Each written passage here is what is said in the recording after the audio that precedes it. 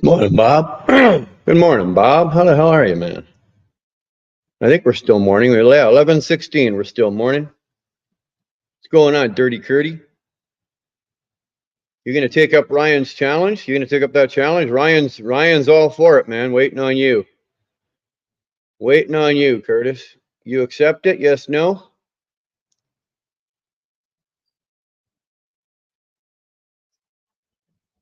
Karen, good morning. Dar just landed in Calgary. That's what took so long.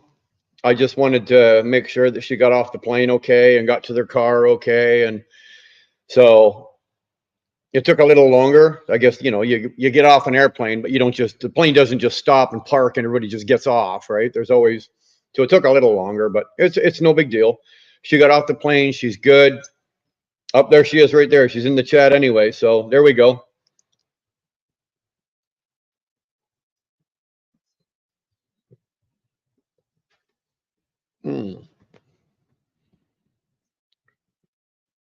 She doesn't want to go, eh?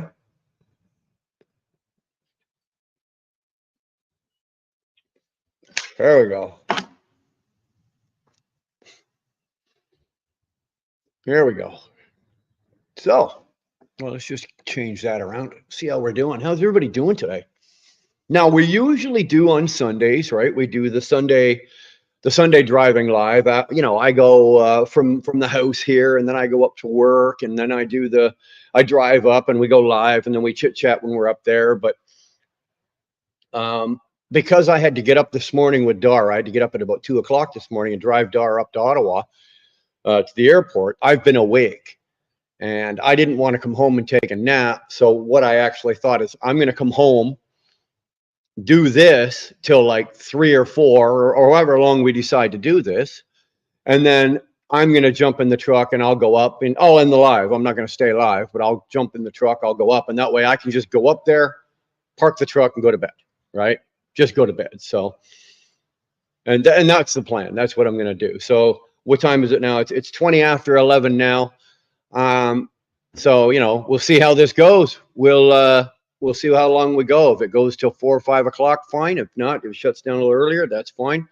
It's been a busy morning on YouTube. A lot of you guys I've already seen today. In and out of Shannon Thomas. She did her breakfast morning or Sunday morning cafe. And then she was doing, I think she ended that one, and then she started up a second one where she was showing the new truck, right? Because she's made an announcement and I don't have to worry about it. She's made the announcement, so I can say it now. But she's now turned around, and she's now got into the lease purchase deals where she's bought a truck, and it's a second truck, and somebody else is lease purchasing it from her. She is the note holder on it, and she's and we got to meet the gentleman that was doing that deal with her, and good for her. But now they went over to pick up the truck, which is really cool because I've never heard of anybody, any sales guy working on a Sunday. They're hard pressed to move equipment because it's the end of the month when they're willing to come in on Sunday, right, and give you your truck. So yeah, man. So it's been a busy morning, busy morning. MC, what's going on? Firefighter Bob, good to see you, brother. Thank you for being here. Curtis, Karen, of course. Pamanik, Ayo, what's going on? How we doing? Dar, where at? Dar's at the airport. Well, she's probably out of the airport by now. Who knows? Go truck yourself. Hey, what up, man? How the hell are you, brother? There's a channel member. Appreciate that. Go truck yourself. Thank you. David Edwards, morning all. Scott Walker, what the hell's going on? A long time no see. Haven't seen you in forever. It was on what, 12 hours ago? Something like that. That was good. That was awesome, Scott. Appreciated that. Had a great time. Loved it, man. Yeah, me too. Had a great time, bud. Love flying, love airports. Fanatic, there's something wrong with you. You know, as far as I'm concerned, there's something seriously wrong with you. If you love airports, I don't know what else to say about that. You know, you just there's something twisted inside of you, which makes you a perfect candidate for Curtis. To be honest with you, it really does.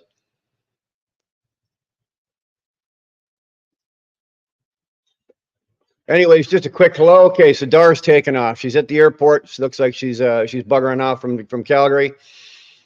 She's going over to her girlfriend's house for I think for the first night. Then she's going up to my brother's place, and then she's going up to her brother's place, and then she's going to take care of some other business for us while we're out there. So, what's going on? Excuse me. What's going on, Ernie? How the heck are you, man? This fine Sunday morning. Fine Sunday morning.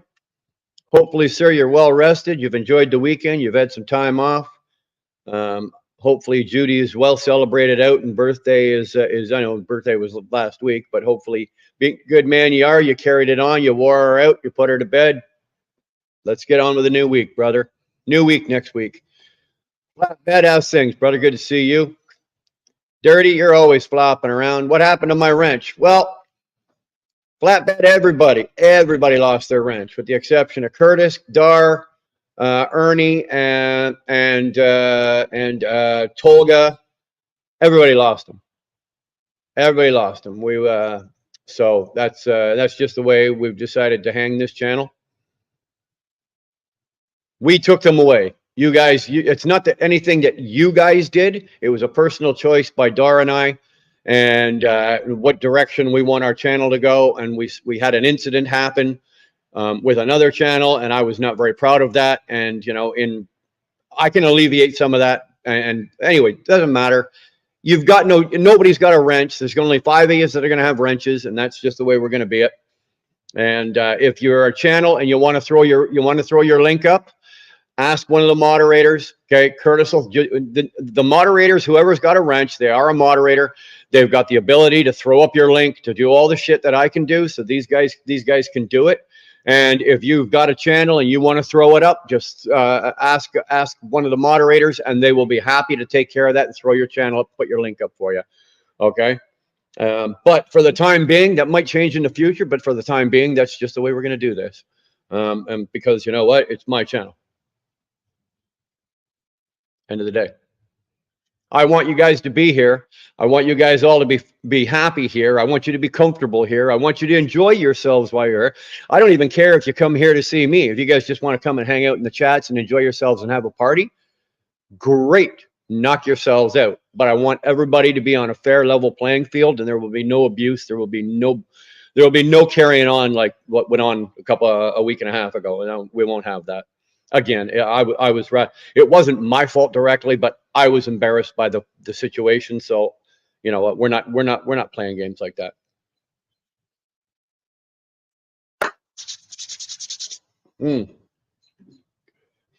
So it was supposed to rain today. We got no rain. It's 25. I am way overdressed. Like I'm wearing a short sleeve and everything here, but I'm wearing a pair of jeans and just this shirt, short sleeve, and I'm way overdressed. It's like 25 Celsius. So what's that in Fahrenheit? I don't have a clue what that is in Fahrenheit, but damn, it's hot out here. Like it's hot out here. I'm sitting, you know, obviously you guys, you know, I'm out in the garage right now, but it is toasty as hell out here. I didn't see this coming, you know. Mind you, when does a weatherman, you know, you could be what do you call those? What do you call weathermen? What's the big fancy word for it? Meteorologist, right? It's the only profession in the world besides a politician where you can be wrong 90% of the time and still keep your job, right? Still keep your job. It's ridiculous. So it looks like we could get a little rain. Maybe there's something just off. I got the garage door open here, so there looks like there's a little something just off out there, but I don't know. It's toasty. And we know what it is. For me today, it's actually the first bite of humidity. It's actually humid today. So it's like, hey, I remember that shit, right? I remember what humidity is. I'm not looking forward to that. Too effing hot. Yeah, David, I agree with you. It's raining out there in Michigan, Ernie. Well, you know why it's raining in Michigan, Ernie? You know why it's raining? I'll tell you why it's raining in Michigan. Because it's Michigan. That's it. It's Michigan. You live in Michigan, you're going to get rain, you're going to get snow, and you're going to get everything else under the sun. Bad weather. And it's Michigan. Period. I was going to sit there and go, well, everybody, because now I know a bunch of people, like Shannon Thomas is from Michigan, and we love Shannon. I love her very much. And, T-Bone's from Michigan. So now Ernie's from Michigan. So we got all these people. Usually I make the comment, well, you know why it's snowing bad in Michigan? Well, because these people fucking deserve it, right? But you can't be like that because now I know these people. So damn it. Damn it. What's going on? 2-4, sunny day here and loving it. Yeah. It's raining in Niagara Falls. It's coming your way. That's fine. Curdy, it's fine. As long as, as long as it's from here to Niagara Falls, it's a 5-hour drive. So I got a 5-hour head start on Michigan. So you know what? It's like, all I got to do is if the rain starts here as I'm wrapping this up, I can get the hell out of town. Right. And then I'm gone. So I'm not too worried about it. 21, good to see you, brother. Hey, look who it is. Look who it is. Kamel, welcome back, brother. Good to see you. You actually came back. Thank you. Thank you for coming back. I appreciate that. It's really good to see you.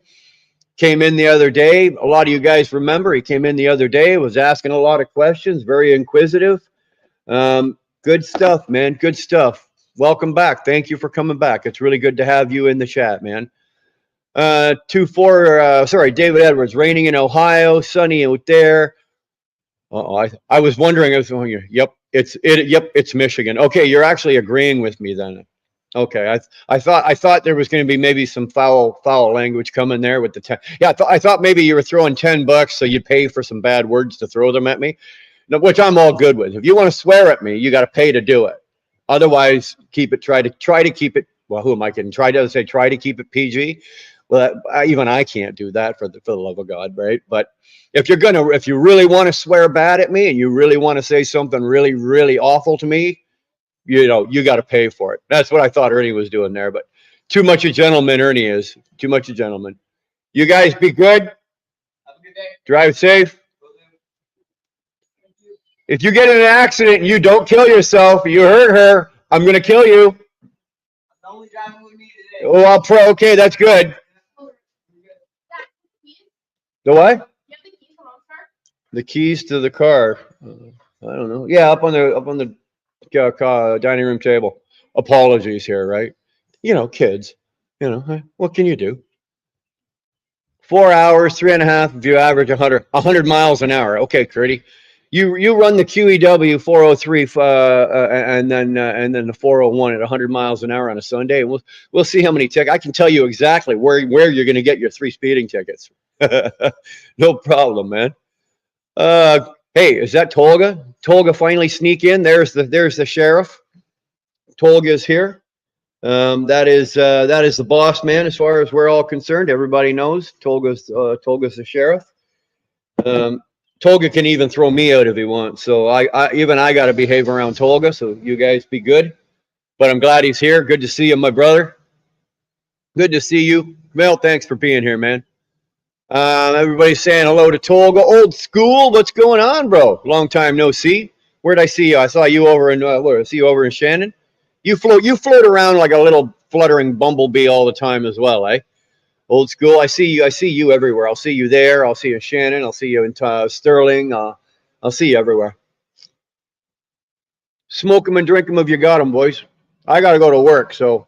But you guys can hit the hard stuff. I'm gonna stick with the Dr. Pepper. Oh, damn, that's good, eh?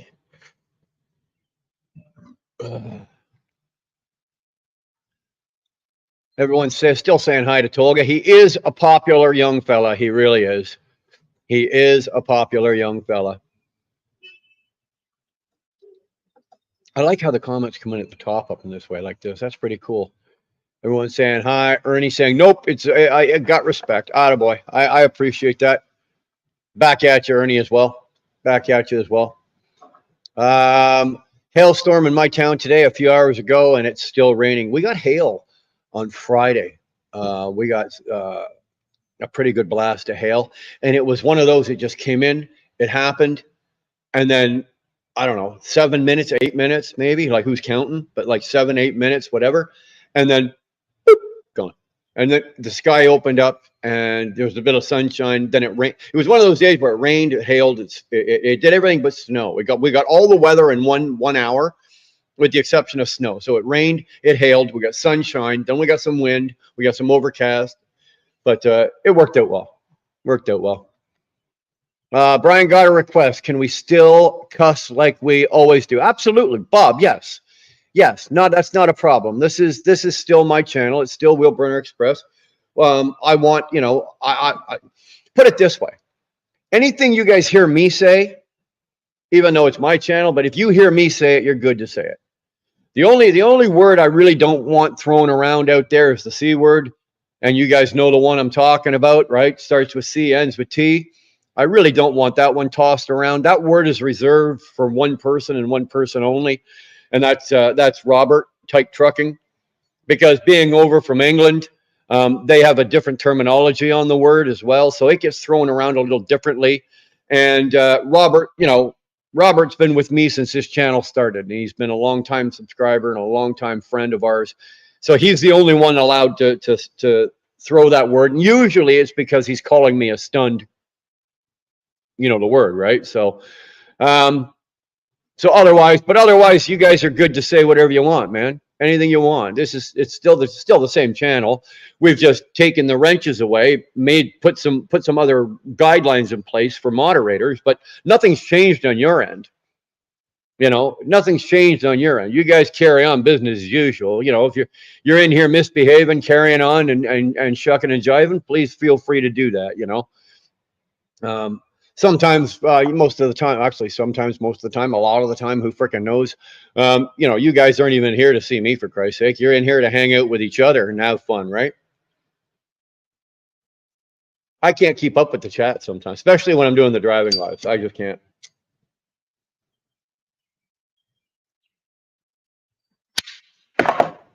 Josh Harris, JD and the Queens. Hey, how the hell are you, man? And yes, we were talking a couple of days ago, Josh. I think you were in my chat, and I didn't know you had a channel. We put up the link to your channel, or Tolga or somebody did, and holy crap, man, good stuff. Like I went through your channel, literally just picked it apart, and I don't mean picked it apart in a negative way. I mean, like, I just went through like video after video, and the stuff that you got, the music and the stuff that you guys are doing. You guys are a talented bunch of motherfuckers. You really are. You really, truly are. There's some good stuff in there. A couple of good covers. Really like that. Really like that, guys. So Tolga, do me a favor if you can. Throw Josh's link up, and let's just go through the gambit, right? So throw up Josh. Josh Harris, the JD and the Queens. Let's throw up, Ernie. Let's throw up Shannon Thomas. Let's throw up Sterling, even though he's not here. Let's throw up all the regulars and just make sure that everybody gets their due. And if we miss anybody, please feel free to say something. And we'll be happy to do that. But to get back to Josh, bro, keep doing what you're doing.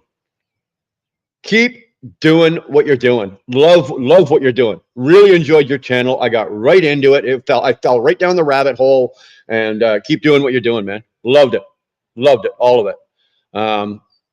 It's like one of those things. You ever come to Canada, man? Let me know. I'll come out and see you. Like, there's only 7 of us up here in Canada, right? So you don't have to worry about it. I'll bring all 7 of my friends from Canada, right? Can I test that, Brian? Curtis, you test me every time I see your name. Every time I see Curtis come up in my chat, I start cringing, buddy. You test me. Uh-huh. Is that Moan or Moon? Hi, I'm from Britain, but I don't live there anymore. Well, man, where do you live?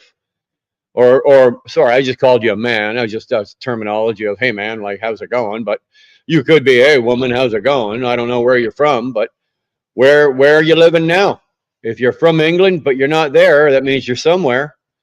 Fuck man, I didn't know. We just no, we just gotta ask first before I say something. No, hey dude, but you know what? I appreciate that. Thank you. It shows a little respect, and of course I respect that as well. But Bob, we're firing all on all 8 cylinders here. Give her help, son. You just do it. You know, let's just carry on to doing what we're used to doing here. Okay. I'm good, yes, sir. My wife makes me look better than I am. Most of them do, Josh. Most of them do. I'd like to sit here and say that I dressed myself appropriately and accordingly, but you know, my wife still has to write. When I buy a new pair of shoes, she has to get the marker and put the R and the L on the running shoes, so I know what feet to put my shoes on, and you know, and everything, most everything else I go through in life, you know, she's involved in it. I make art. You make art. You know what?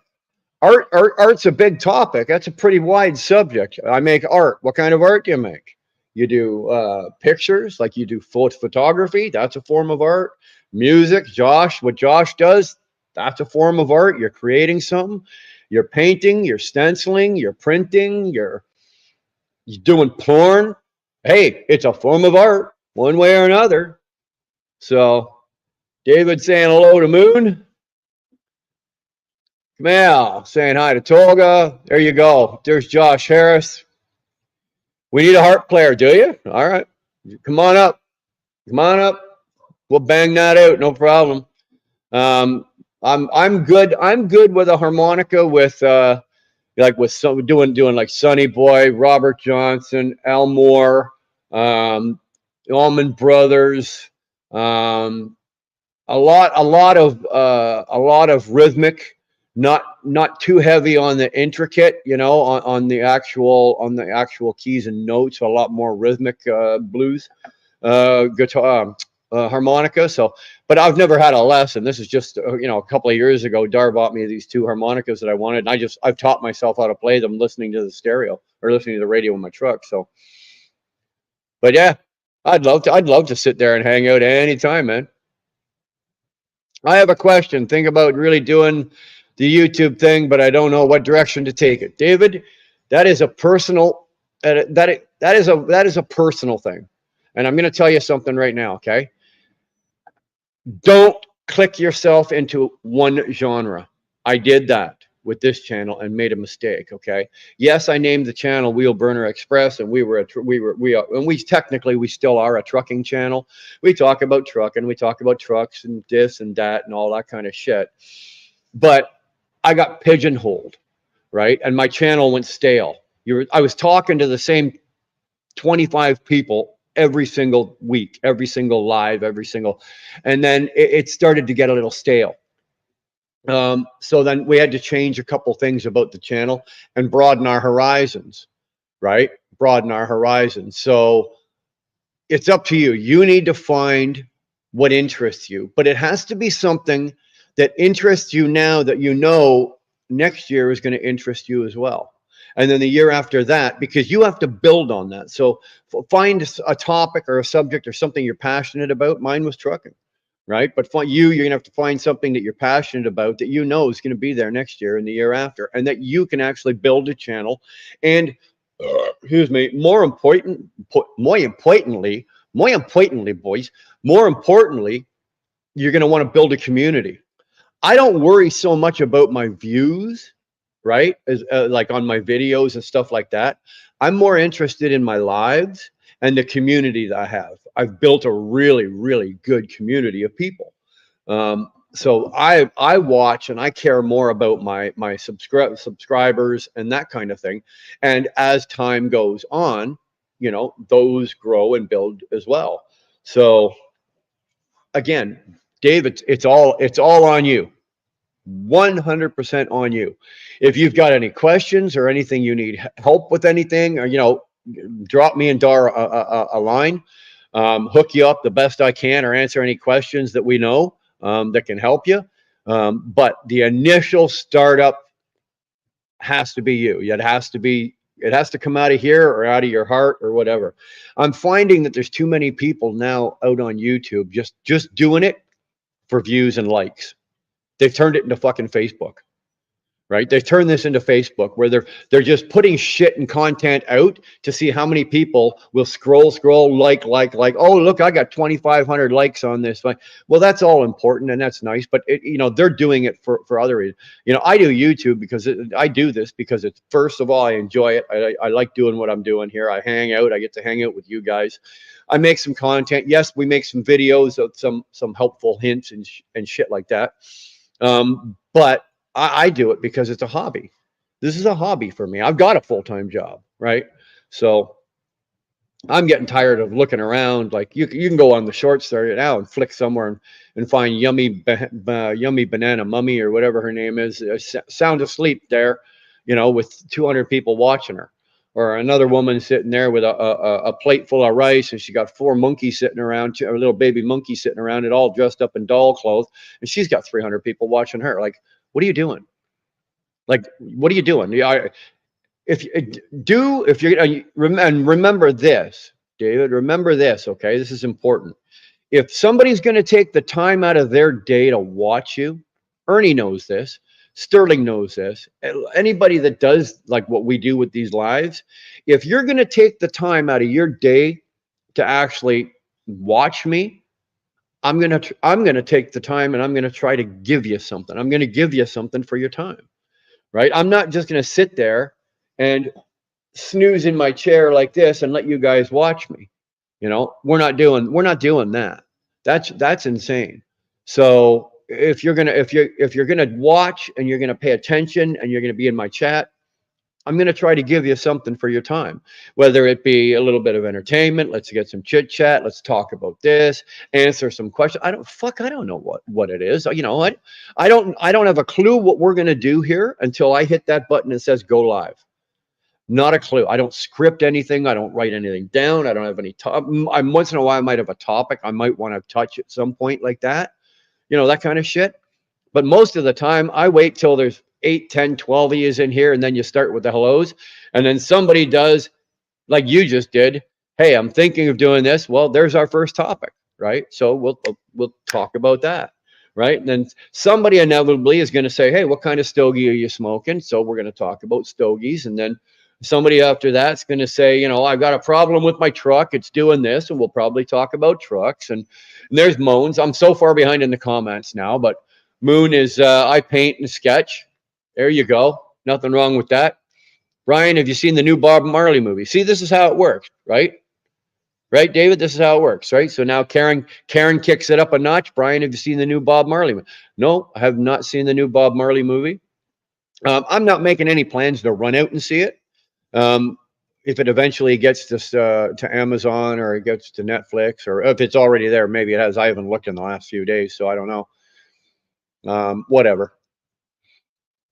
Thanks for my 5 seconds of fame, dude. I don't know. I think you got more than 5 seconds. I think you did all right. You're one sexy East Coaster boy. I looked at that, and even Dar's looking at that, going, I don't know, man. Fuck. If he wasn't, if he wasn't all right, I'm like, yeah, right. If he wasn't taken, you'd run out to Nova Scotia and you'd jump on. She'd come out there and jump on the 2-4. Yeah, he wishes he had a 2-4, and she don't. So, what the hell? What the hell? Hey, Brian, Shannon Thomas is live right now. That's all good.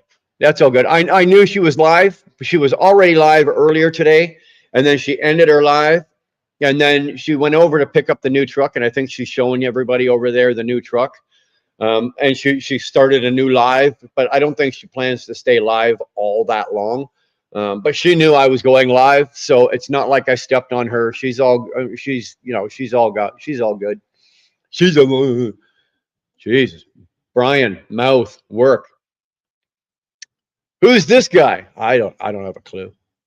I don't know who you're talking about. You're talking about me. You're not talking about me. Hey, Sterling. That's for you, Sterling. There you go. Actually, that's for Curtis. That's for Curtis and Ryan right there. That's for Curtis and Ryan right there. Tell your man boobs to stop looking at my eyes. I'm hurting myself here. Toga, how to open the links? I'm clicking on it, but it's not working. You have to ask. What's up, MC? Good to see you, bro. Good to see you. I only found out today that you've got some new stuff going on. You're going in a new direction, business wise, and everything like that. You're starting up some new stuff. I don't know 100% what it is. I haven't had time today to jump over. I heard about it while on Shannon this morning, but I have not had the time yet to go over and find out what you're doing. If there's any content over there that I should know about, but I, definitely, Dara and I will. We'll get there eventually. What's going on, Danielle? Mm,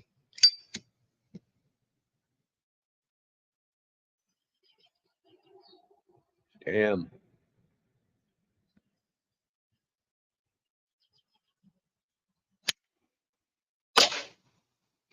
I'm liking this one. Oh, I've never had this cigar before.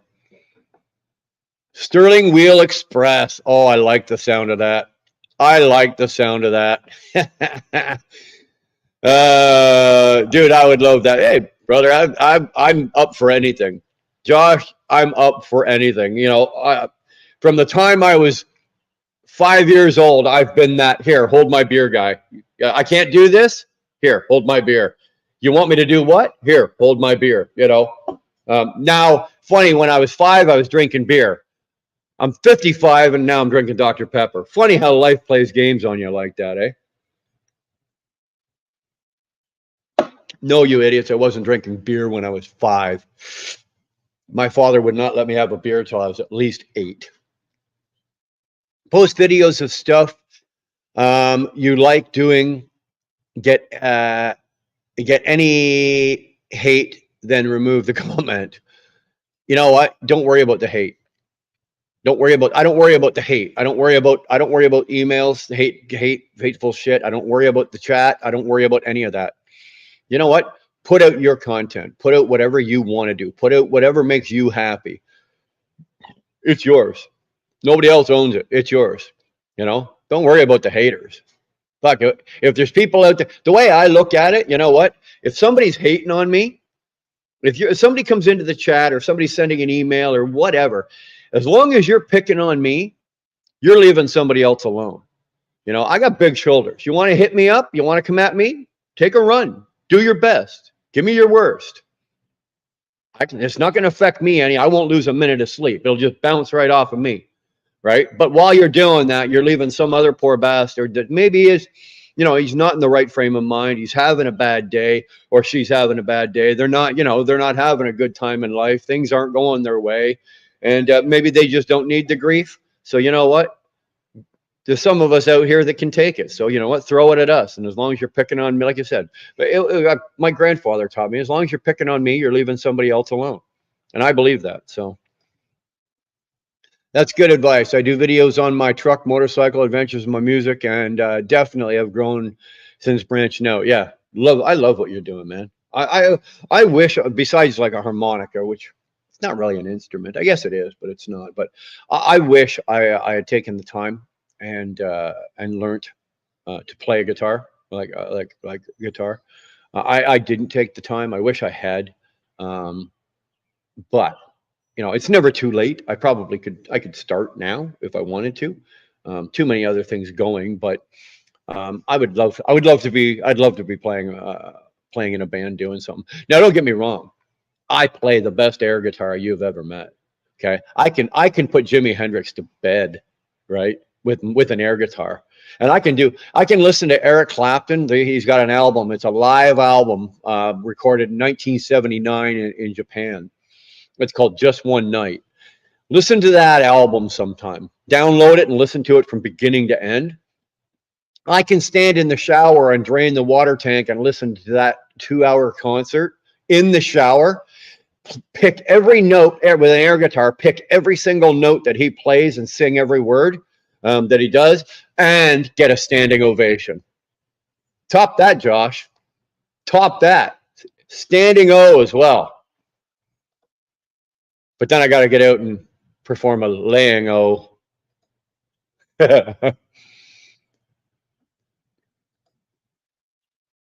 I want community, you know, and that's what I shoot for. You look at Sterling, that's what Sterling shoots for. You look at Shannon Thomas, that's what she shoots for. Snorlord OG, that's what he's going for. Cash, all the guys that are running really good channels right now, it's not necessarily their video content, it's their community, right? It's their community. I go for community, man, all day long. I want community. I have found some amazing people. Excellent. You know what? Build on that. Maybe that's where you need to start, right, Dave? That's where you need to start. What's going on, Rick? Did you get my message the other day? Oh hell, I don't know. What message? Did you say something really important? I don't know. I don't know. Does Brian have a trip today? If yes, would he stream that? No, Camille, I do have a trip. I'll be leaving from my house here and going up to the yard, but I won't be streaming it. I won't be streaming it just because I've been up since about 2 o'clock. So I had to take Dar to the airport. So when I finish this live, I'm gonna jump in my truck. All my food's all packed. Everything's ready to go. I just got to put it in the truck. When I'm finished this, I'll get in the truck. I'll go up there and I'm going right to bed, right? Because I'm going to be tired.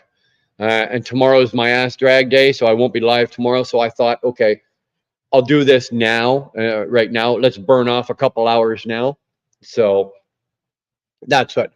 There will be no live going into work this afternoon.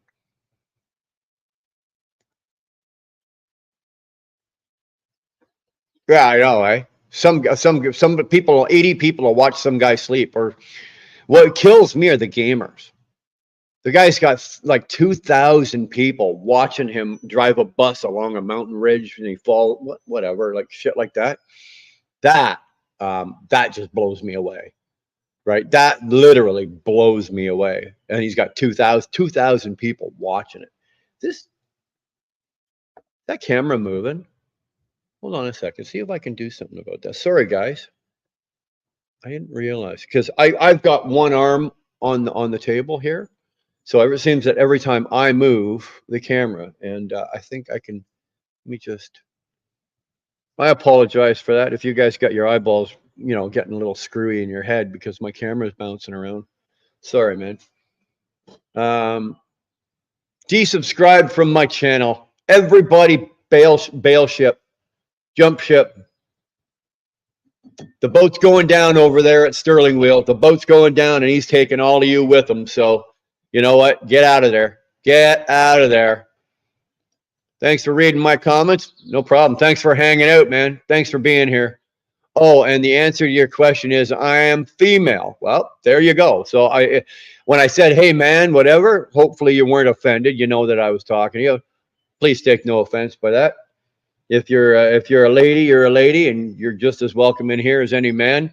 And it doesn't matter if you're a woman, because half the women in here, Karen knows. I go, hey, I call her either babe. Sometimes I call her babe, or go, hey, babe, how's it going? Or hey, man, how's it going? Karen knows just the way I talk. So a lot of the other women in here as well just know that.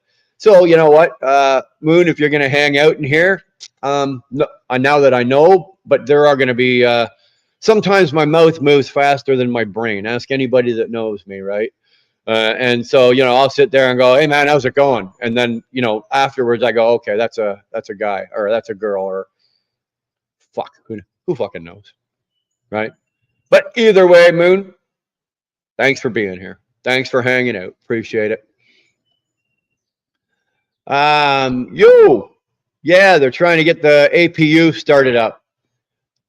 They're still working on that. Because I was watching it right before I started this, and it was right at the point where I think Shannon was. She looked like she was surprised. She goes, "Oh, is that a diesel powered APU?" Something along that. So that's how far back it was. And so, you know what? Good for her. You know what? Good for her. She's got a new adventure going. If she's got a live going over there, good for her. Good for her. I really don't know, brother, but it seems like no. Yeah, okay, yeah, no, I'm not going to be going live this afternoon. Greetings from the council for hashtag chickens for Dar. Curtis, you're going to get your ass kicked one day. I shit you not. Hi, Brian, Tolga, and all. Hey, John, how are you, man? John, 123. Good to see you, brother. Sterling Wheel, how did Dar get chickens on a plane? I don't know, but it's not the chickens going out, bro. It's the ones I think she's going to be smuggling home, right?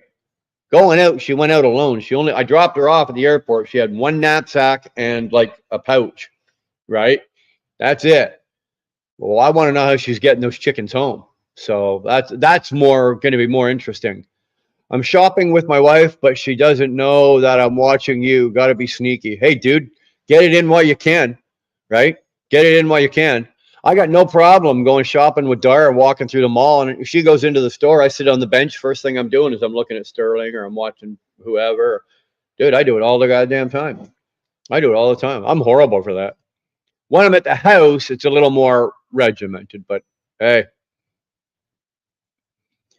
Wait, did Curtis get on the chickens for? Yeah, he did. I don't know how. Did you vote him on?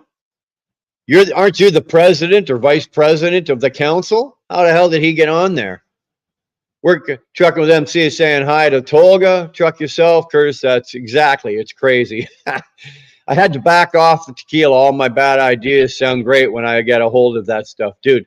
A lot of my decisions in life sounded awesome when I had tequila or bourbon. Tequila or bourbon, I tell you, my decision making and my decisions in life and death and everything else were the best in the world. Funny though, I started living better when I got away from it and left it alone. What's going on, Umberto? Good to see you, man. You driving? Are you out? Okay, I hate to say this, but where the hell are you and what are you doing? Because I'm losing track. MC, listening to your video momentarily at the background. Yeah, Tolga's multitasking. No matter what you do, someone will be unhappy about it. It's impossible to please. Just surround yourself with people who make you happy, and you make them happy. You know what? You're absolutely right, Manic. There's no way in the world to make everybody happy. There's nothing you can do. You can be the nicest guy or the nicest girl, and you can do the best content and keep it clean and give out the free information, as much shit, and there's going to be somebody you're going to offend. There's going to be somebody that's not happy. There's going to be somebody that just doesn't like the way you look. There's going to be somebody. It's impossible to please everybody. And you know what? Don't try. Don't try. We stopped doing that with this channel like ages ago. Stop trying. You know, I was getting pissed off. Like, what's the problem with this? With these goofy emails we get and stupid shit. And what's their problem? Why are they doing this? Why are they saying this about me? What are they then? You know, in the lives, or you go into somebody else's live, and a bunch of their people pile on to you, and it's like, all right. It's like, what do I give a shit for? What do I care for? Why? I'm not losing sleep over this. I was, but I don't now. So what do I care for? Right? Surround yourself with the group of people that you want to surround yourself with. And you know what, man? Forget about all the other shit, and it just kind of goes away and dissipates anyway, right? It's almost like that movie of Field of Dreams. You know, if you build it, they will come. Well, you know what? We're just slowly building a little channel here, right? That's all we're doing. We're slowly building a little channel, and we slowly build it. And as we build it, you guys just keep coming. Right, you just keep on coming, and I just keep, okay, take a little of this, let's do a little of that, let's talk about this, let's try that. Holy shit, man! You know, I would have never thought. Like, I think right now, to be 100% honest, I can tell you right to the number. Hold on, I am this channel right now is 98 subscribers away from 10,000. 98 subscribers away from 10,000 subscribers. Dude, in my wildest dreams, I never thought that my channel was going to be this big. I was thinking I was just going to be, 500 to 1,000. I'd poke around, I'd take some pictures of some trucks, I'd talk to some guys, go to some truck shows, just general shit like that. I never thought that I would have, like the community, like you guys that want to come out and hang out. And like I said, some of you don't even come out to see me, and I know that, and that's okay. You're just getting here because you want to talk to Tolga, you want to talk to IH, you want to talk to MC, you know, you want to talk to Humber. You guys all, and I'm good with that. You know what? If you want to do it on my platform, knock yourselves out. But I never thought that, you know, I'd be 98 subscribers away from 10,000 subs. Like, what do you do? What do you do? Don't get me wrong. I'm thrilled with it. I'm thrilled with it, but it's really cool. It's really, really cool. I'm very, and I'll be honest with you, I'm very proud of it. But more, James Fink, can you shout out my name? There you go, James Fink. We shouted out your name. Um, I'm proud of what we've done, and a lot of this is a lot of this credit also goes to Dar, but probably most of the credit is you guys. It's you guys. You fuckers keep coming back, right? You guys keep coming back. I've had the channel almost crash because of the blood clots, so there was no content for 3 months. You guys kept coming back. Had the eye surgery, couldn't see jack shit for fucking 3.5, almost 4 months. You fuckers keep coming back. So this ain't really on me. This is honest to God. This is on you guys. So thank you, thank you. We're gonna hit probably in the next day or so. We're gonna hit 10,000 subs. I need 90. We didn't needed 98. So we might pick up 8, 9, 10 here today. Pick up a couple more at some point during this week. We'll break 10,000, and I'm absolutely thrilled. So again, it's you guys that did it, not me, not me. Sterling is a real one man. Sterling is a real one man. He's a one man. I don't know if he's a one man. He's got two hands. He might be a one hand man. I don't think he's a two hand man, Josh. I think he's a one hand man. Be honest with you. T-Bone, it's a secret. Got to ask Tolga. Just wanted to pop in and say hi. I have to make a phone call. Have a great day. All right, Scott. Take it easy, brother. Good to see you, man. Good to see you. I just pictured you naked in the shower singing and Dar standing there clapping. I'm not going to touch that. Truck yourself. I'm not even going to touch that. I'm going to leave that right alone. I'm not even going anywhere near that, man. Not even close.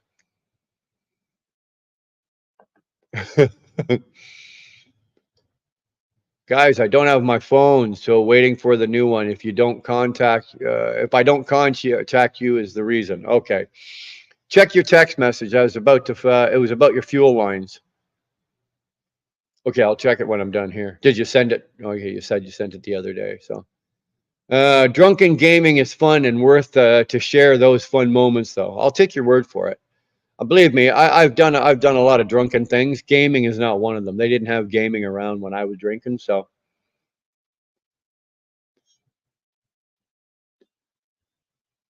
Mm. Yeah, a guy pretending to drive a truck on a video game, getting more watchers than a guy driving an act.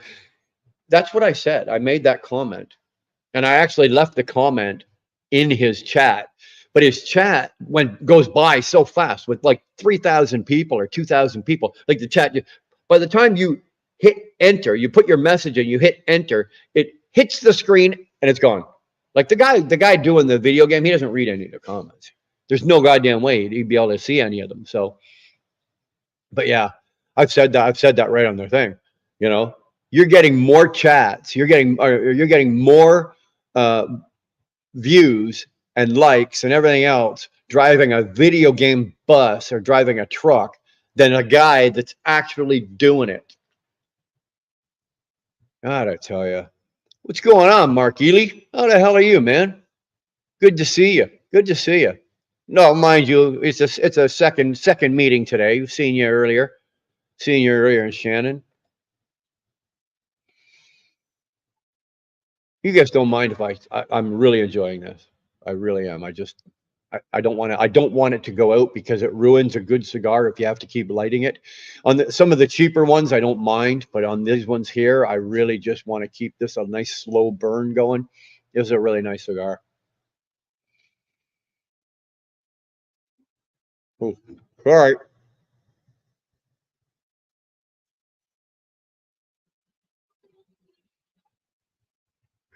Sorry, I'm just Humberto, Brian, the Mercer, but so Monday all done, but now only get the load like Wednesday and orientation next Monday. Okay. Okay. All right. Here we go. We're good. Post trip. My man. No, my man. Spectre, how the hell are you? Dude, we are due. We are long overdue for a phone call. We are long overdue for a phone call. We are doing the beard shave charity again this year, and I won't ask you to participate. I won't ask you to participate.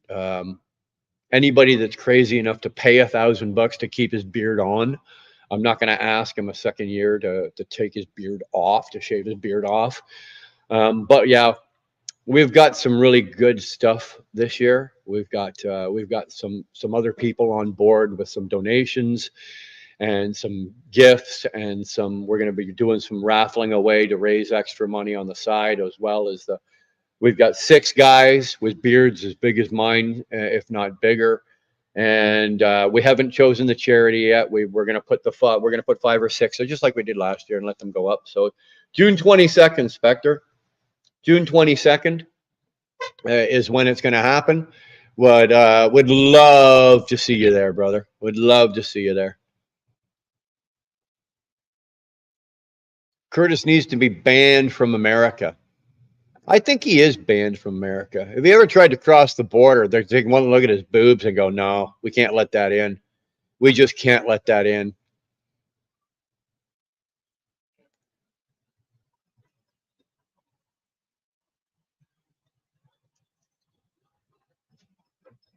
Oh, thanks, Josh. Congratulations. Yeah, thank you very much. Thank you very much. We're excited. We really are. Yeah, we will hit it probably some point this week. And when we do, don't worry, I'll let you know. How about this Tim Hortons pizza? I think it's getting out of hand, dude. I think Tim Hortons, McDonald's, Wendy's, Burger King. I think all of them have forgotten their place in life. Okay, all of them. Quinn, not just Tim Hortons. Tim Hortons is now making pizza. Come on, man. You've forgotten your place in life. Okay.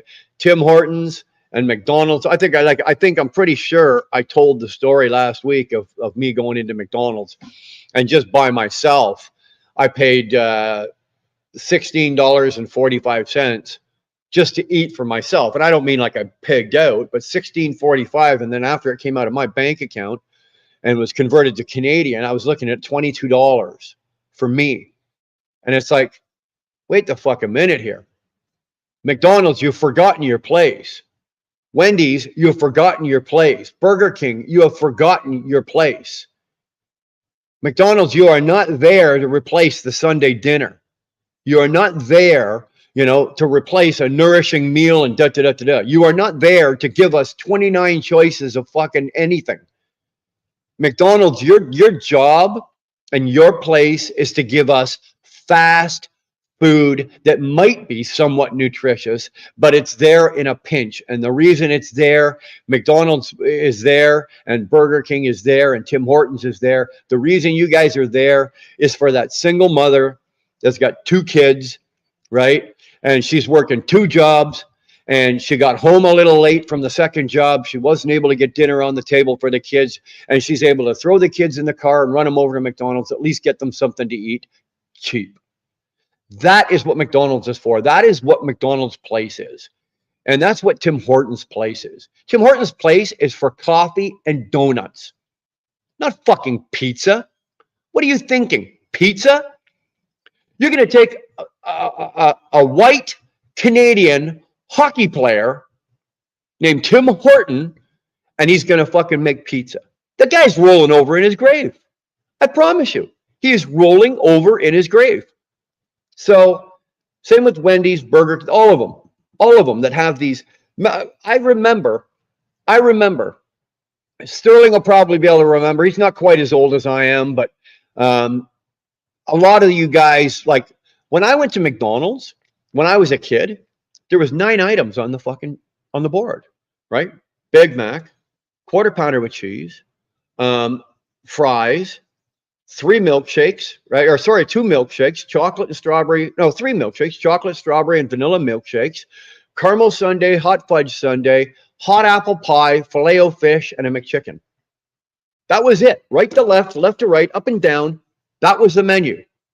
Now, are you goddamn crazy? It takes 35 minutes to read the bill, the board now. I'm crazy. You're crazy if you people are if any of you people are eating these pizzas out of McDonald's or out of Burger or sorry out of Tim Hortons, give your head a shake. Camille Tolga is from Turkey. He's over in Turkey.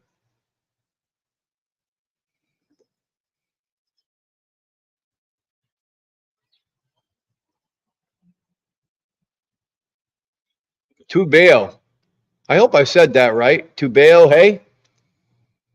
Don't know if I said that correctly or not. If I didn't, I apologize. I'm doing my best with some of these names. You guys, and other people in other countries, I still got Humberto that can't say my name right. He can't say it right or spell it right. So doesn't matter. But if I say your name wrong, please don't be offended. It's not because I'm being lazy. It's just sometimes it's a little harder to get the names. It's either I go to Matt's next year or Truck World in Toronto next year. Well, I did Truck World this year or last year. I didn't make it to Matt's this year.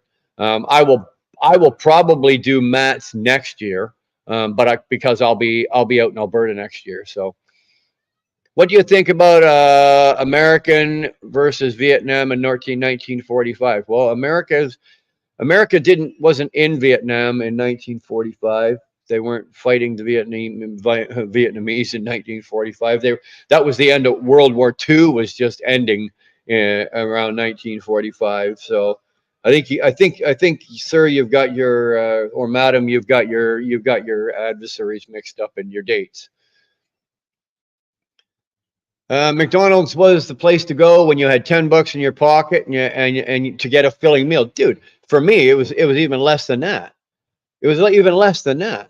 Okay, $10 for $10. Me and my brother could both go in to McDonald's and still come out with enough to go into Becker's or Mac's, the store, or Hasty Market. We had enough to even still go in there and get a couple bottles of pop. Right? No, man, I'm telling you, man.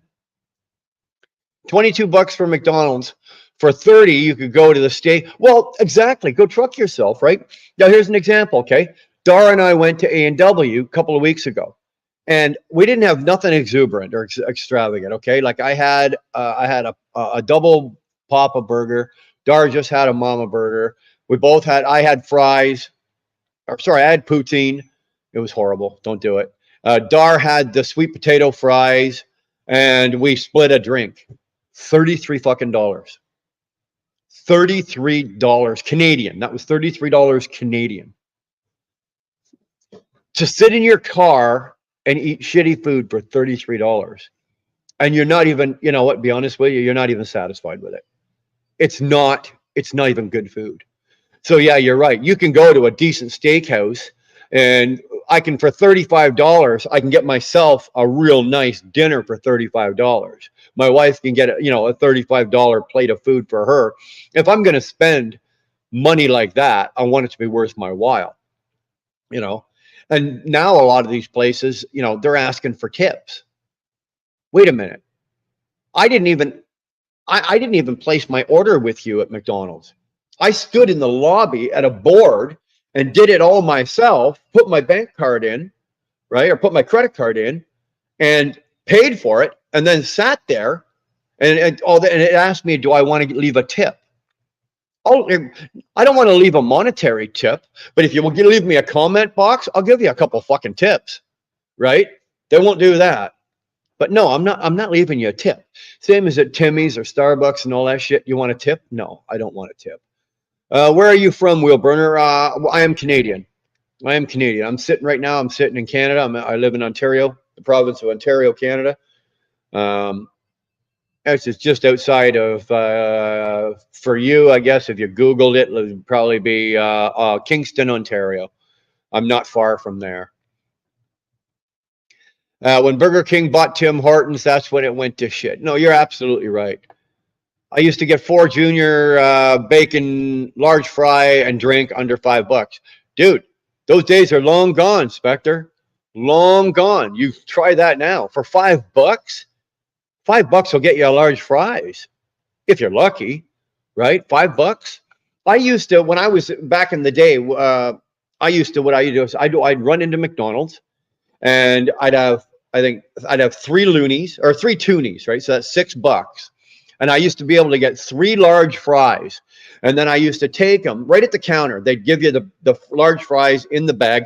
So I used to take them out of the bag and then dump them back into the bag, right? So all the fries were loose in the bag.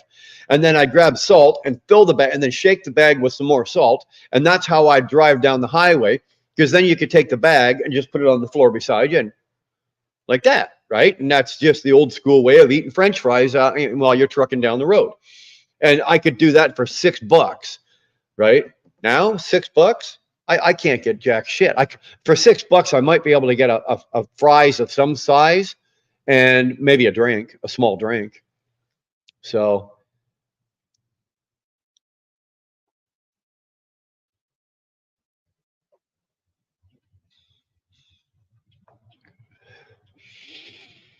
by the way, I'm here. I'm not offended. And how do you have so many subs?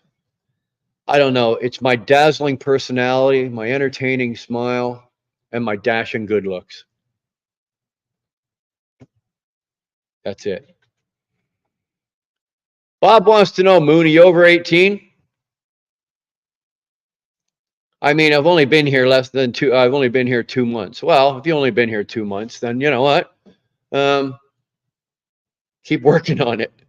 You know, I've probably dedicated thousands and thousands and thousands of hours to this channel. You know, I went to that. I was in the convoy, the trucking convoy in Ottawa. Like me and my wife and my truck were in that convoy. So we've paid our dues. We've dedicated our time. I've been trucking 30, this will be the end of my 33rd year. I'll be starting my 34th year of trucking. I've paid my dues. I know a little bit. I don't know it all, but I know a little bit. And you know what? That's why I've got a channel. And it's not because I do anything special. Believe me, I don't. I really don't. I'm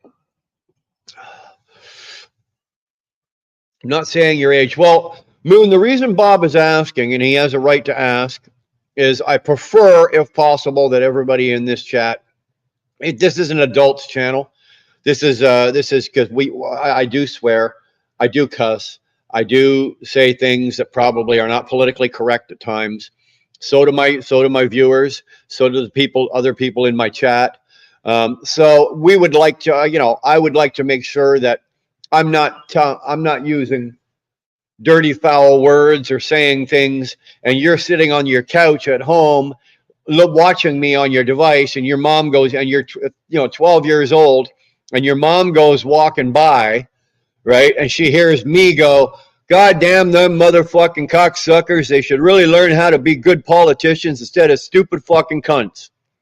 Now tell me, Moon, if your mom heard me say that, is she going to be happy with you or me?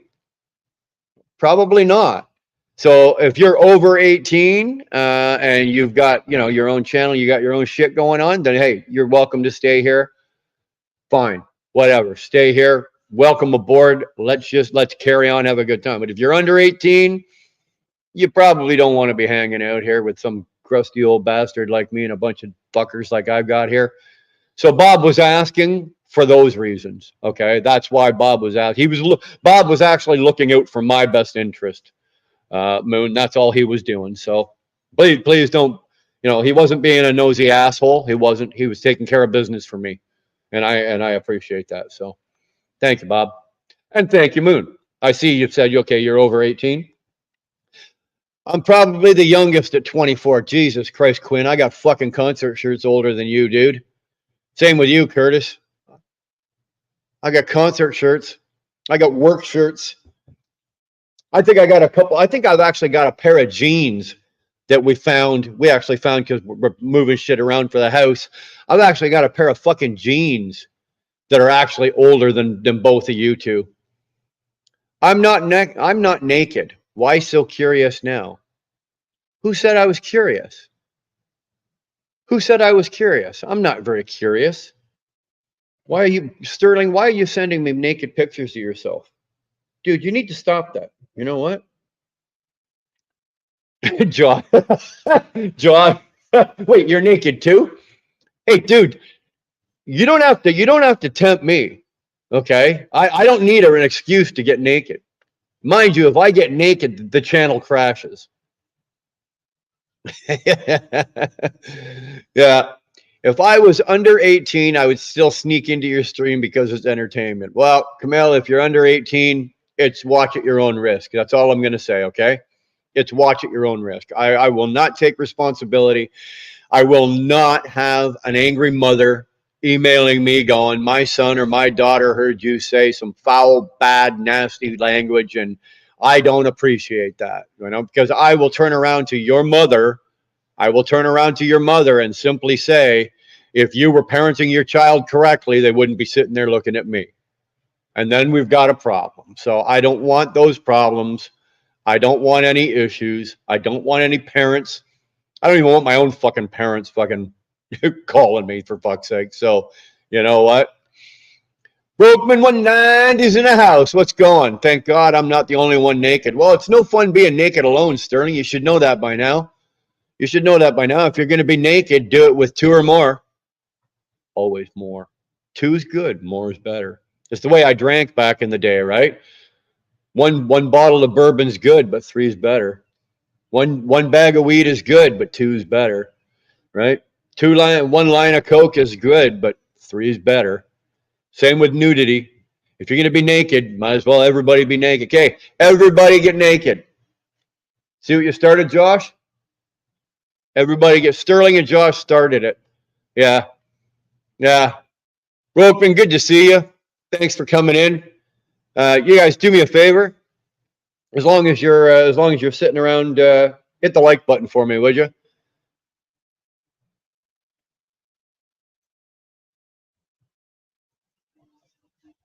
I can hear something buzzing up there. Like I know there's a wasp or something in here. Oh no, it's not. Look at that. It's one of the big bumblers. Come here, buddy. Yeah, he's gonna come over and sit. Hey, come on over. Sit down. Grab a seat. No, cool. Cool. It was me.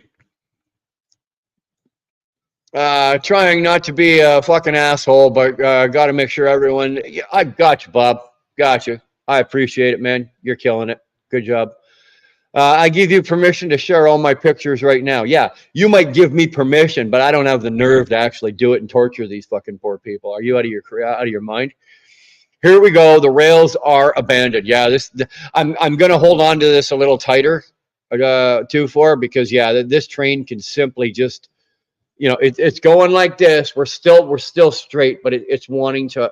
Oh, it's going, and it's usually Sterling that starts it, right?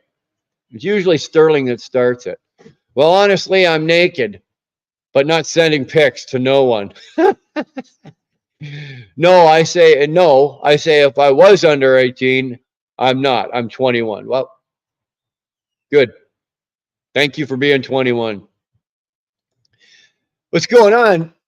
CFH, how good to see you, bro. Is Shannon still popping over there?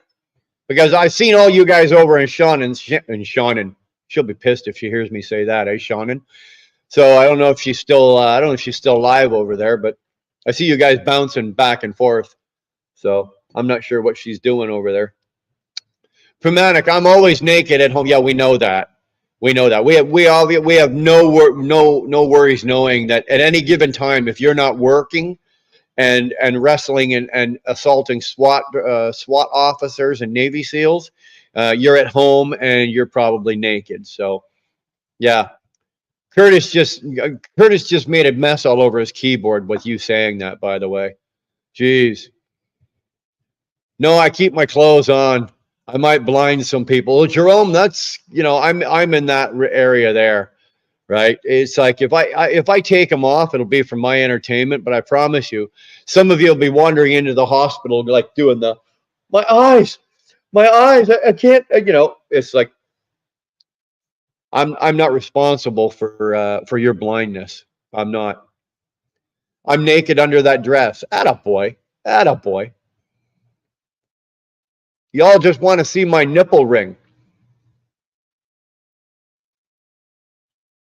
Yeah, okay. All right. What the fuck? You want to fucking throw your nipple ring? Yeah, no problem.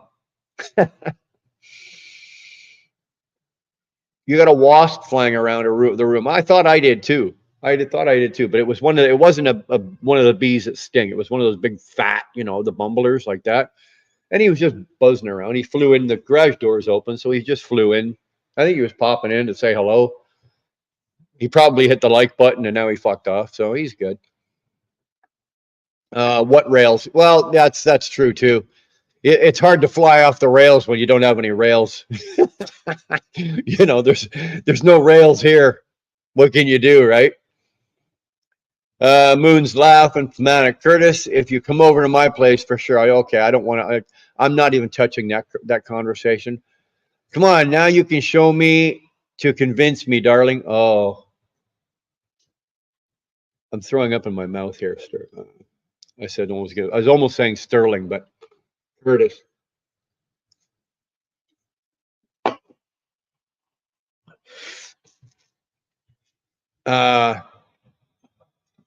Moon, I'm doing Brian's job. Yeah, he's doing Brian's job. Brian right now is sitting here drinking Dr. Pepper and smoking this really good Rocky Patel. Everybody else is doing my job. Yeah, what the hell?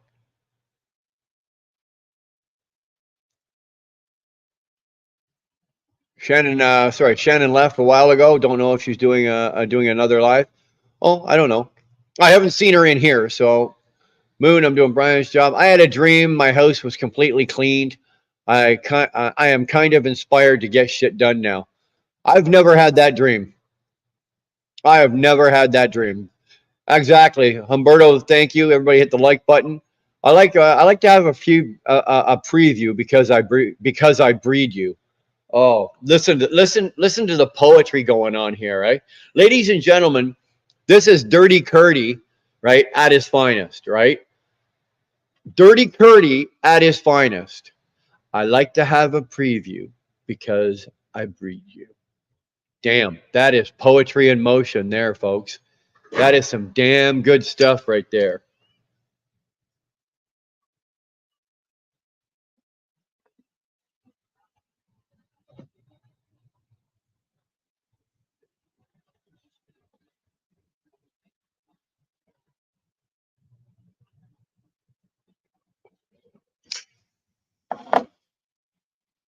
Shannon's not live? Okay. That's cool. It's a mess right now, like truly freaking bad, dirty. Well, get on it, man. Shannon's not live. Please tell us a trucker story. $4.20 for a trucker story.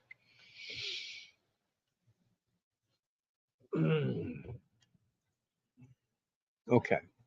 Let's go with let's go with I got two. Both of them involve Dar.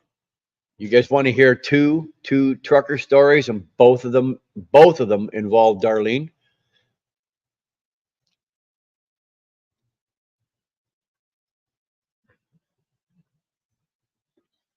Sing Sesame Street. I don't know the words to Sesame. Like sunny day. That's all I don't know what the next line is. Keeping the clouds away. I don't know. I don't know Sesame Street song. I should, but I don't. I'm embarrassed to say. Unfortunately, I don't. I don't have a clue.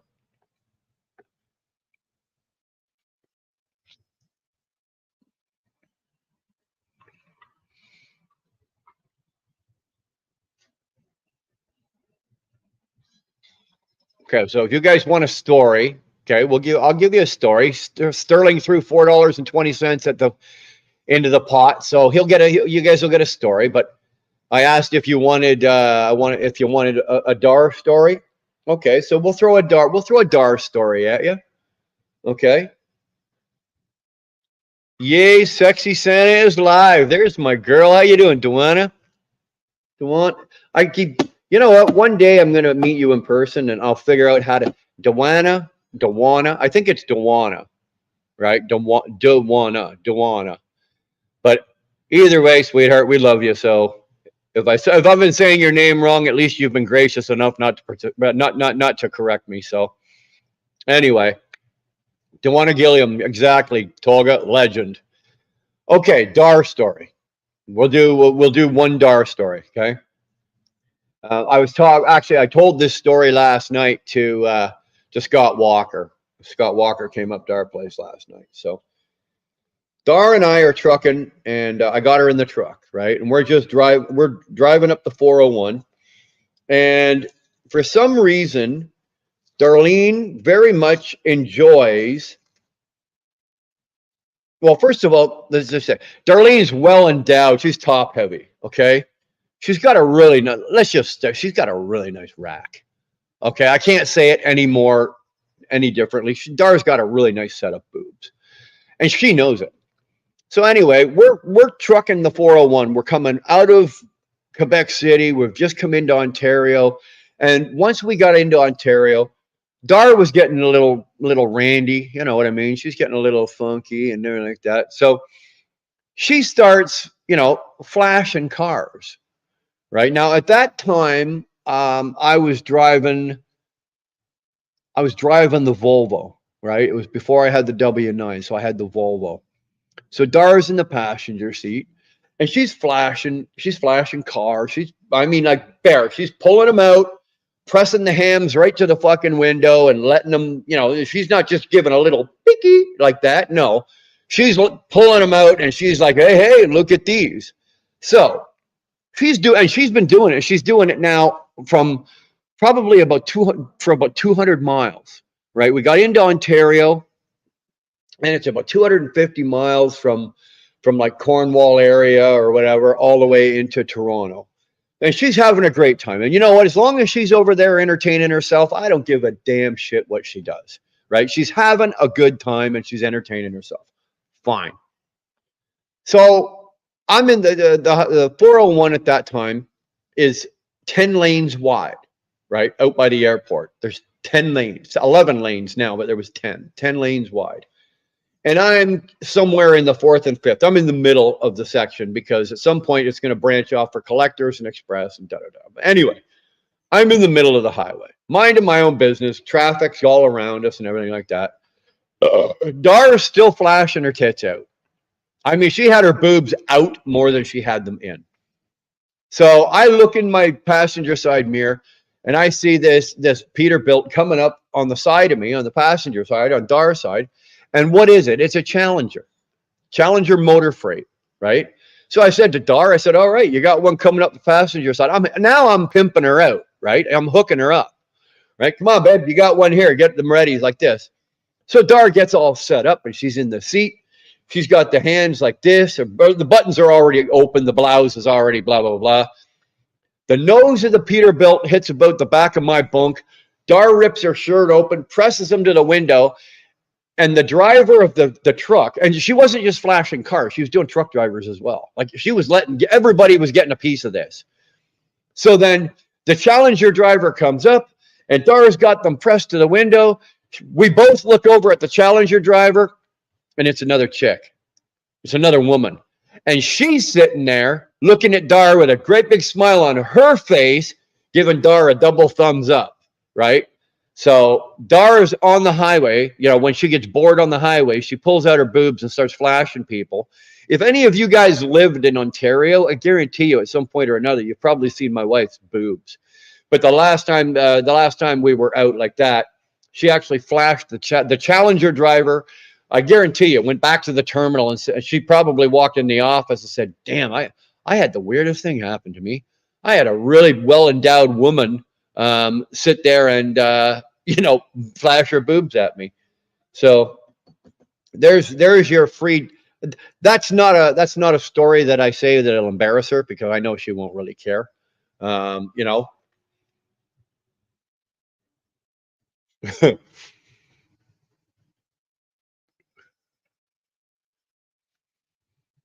Tolga's the best. Yeah, he is. Dewana, Curtis, what the hell did you just say? Large-breasted Dar story. Hey, there's nothing wrong with a large-breasted Dar story. There's the other, there's she's got the other one where she almost beat the piss out of a lot lizard. The poor lot lizard had to run for her life because if Dar would have got her hands on her, that would have been the end of that. Would have been the end of that. You'd have been reading about a homicide in Detroit, Michigan. If you're live after 4 p.m., I will watch the live. It's 5:32 in my country right now. Okay. All right. Well, hey, we'll see how we do. We'll see how we do. James Fink. Hi. Hey, James. How's it going, man? Good to see you. Godzilla. Have I ever seen a wolf? Oh, hell yeah. Living in Canada? Fuck yeah. I've seen hundreds of them. Hundreds. It's not like we walk up and we pet them when we see them, but yeah, we've seen wolves. I've seen them out on the highway. I've seen them out on the road when I've been driving different parts of the U.S., different parts of Canada. Yeah, I've seen wolves. Goddamn Challenger passing. That's a rare sight. Well, I took my foot out of it, Curtis. Right? I couldn't tell that it was a woman driving the truck from the mirror.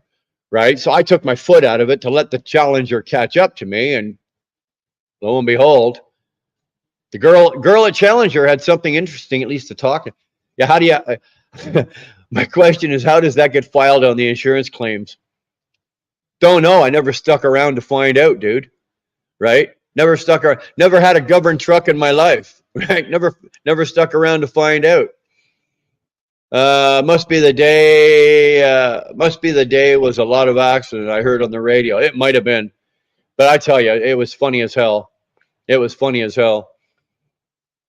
It's wordplay with Dewana's name. Okay, Dewana Wana. Yeah, I already did that. I did that weeks ago. Dewana says she's a wild rebel. Yeah, she's a rock star. She's a rock star. Dar's another one that she'll come when you first meet her. She'll come across as shy and subdued, but once you know her, and if she likes you, it's gold. You're golden. Right? There's not a lot that she won't do and she won't play with and mess around with. I did a chicken race with a civilian cop car. I thought they were thieves until they started the blue light for a second after I drive towards them. A second time when they tried to leave. Yeah, no, who are you kidding, Fanatic? You set that up. Curtis really likes me to play with my name. As long as that's all he's playing with, babe. Right? As long as that's all he's playing with. Curdy, you don't get out of line with Dewana. That's all you get to play with. I'm hungry like the wolf. Oh, you're a Duran Duran lover, are you? Yeah, you probably want yourself a little bit of some Simon Le Bon. Simon Le Bon. Eh? You want some Simon Le Bon, Sterling? You want some Simon Le Bon? Well, I grabbed the fly swatter and hit the wasp. It fell down behind the entertainment center, so it might be dead or not. Well, you know when you'll know, because you got to remember, Brokeman, a wasp, they actually remember, right? A wasp will actually remember that you tried to kill it, and if you didn't kill it and you just limped it, like maybe broke a leg, if he can move, that wasp will be coming for you. Just remember that, right? That wasp will be coming for you if he can move. So I'd watch out. Did someone say wordplay? No, Buck. Nope. Never heard it. Don't know what you're talking about. Don't have a clue. There was nobody that said anything about the word. Nobody ever said the two words, word and play. It didn't happen. While I was being told the story, yeah. Sounds like Dar is a lot like my old lady. Oh, 2-4. Like, Dar's a good time. Like, Dar is just a good old girl. She just likes to have fun. She chit-chats. She chit-chats a lot, but that's okay. I love her for it. I love her for it. Sounds like, yeah. Wasp not only remember, they avenge. No, Pomatic is right. That's what I was saying. If you don't kill that fucking wasp and it's still breathing, it's coming for you. And the little bastard might be on the radio right now. Breaker, breaker. you know, I need some backup here, you know, and he'll be calling 20 of his fucking friends. Um, I haven't been stung yet. Okay, for another $4.20, we need a scary trucker story.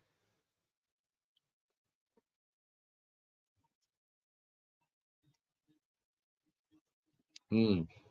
Well, I don't know what you consider scary. I don't know what you consider scary. It means like times where I was trucking or I was out on the road and I was truly scared for my life, or I saw something that was ooh, that's scary, or that's kind of hard to define because you know you're out here for enough years. You just I'll be honest with you, you kind of get your senses get dull, numbed to it. A scary trucker story. How about Sterling driving around in a FedEx truck naked? That scares me. I'm not touching any packages that show up at my house that say FedEx from FedEx. If I know that Sterling's out riding around in his truck naked, that's pretty scary. That's scary.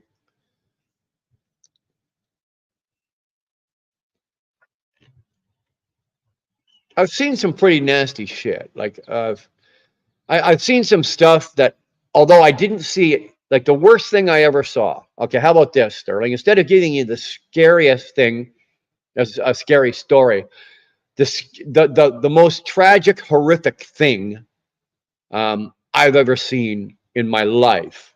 I've seen two. That's three, I know, but this one shouldn't count. I've seen two. How about that? I've seen two.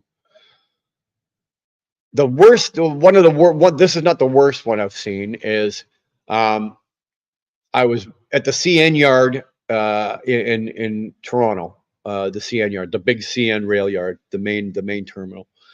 And apparently there was a gentleman down there that really had lost his desire to live his life and everything like that. He wasn't anyway, they found that out after. And what he did is the shunt trucks down there, those yard dogs down there, they're clipping around down in that yard because you have to give them the right of way at all times, right? At all times. And they're clipping around down there at any time between 35, 40, 45 mile an hour. Right. These and there's a lot of them. You guys, anybody that's been in a major rail yard or shipping yard or a port, you guys know what the yard dogs are doing. Those guys are hustling. So anyway, this guy was talking to somebody and they were standing, a truck was here and then another truck. So this is the nose of a truck and this is the tail of a truck. And they're both pointing that way. And I guess him and somebody else were standing here talking between the trucks. And I guess this guy had just timed it perfectly that as a shunt truck was coming by, he just stepped out in front of it. And at 45 miles an hour, I was about 30 feet on the other side. The shunt truck was going in front of me going this way. So this guy walked out towards me and he took that shunt truck and I watched a man's head explode. Like literally explode. Like you'd think of like you put a shotgun against a pumpkin and you watch the pumpkin just disintegrate. And I watched the guy's head explode. The body hit the truck, the front of that shunt truck. His head exploded and the body stayed intact, obviously, but it just went limp and it just bounced off the front. The guy locked up the shunt truck, jackknifed the shunt truck, and the guy's body probably sailed for about 25 feet through the air, landed limp, but the head was gone. That was the nastiest thing I've seen with my own eyes actually happen. But the most tragic thing I've ever seen, you're getting your 420s worth here. The most tragic thing I've ever seen is I came across, I was on 79 South coming out of Erie, out of Pennsylvania.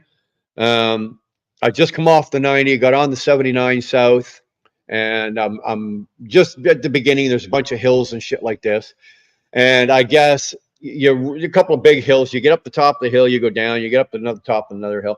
I guess I came up over the hill and there was an accident on the other side.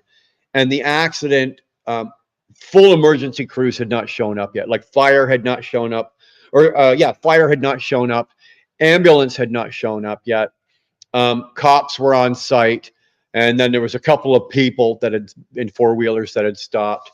And I guess the accident involved a truck, a couple of cars, a motorcycle. Like it was a mess. And I guess bodies had been ejected from some of the vehicles.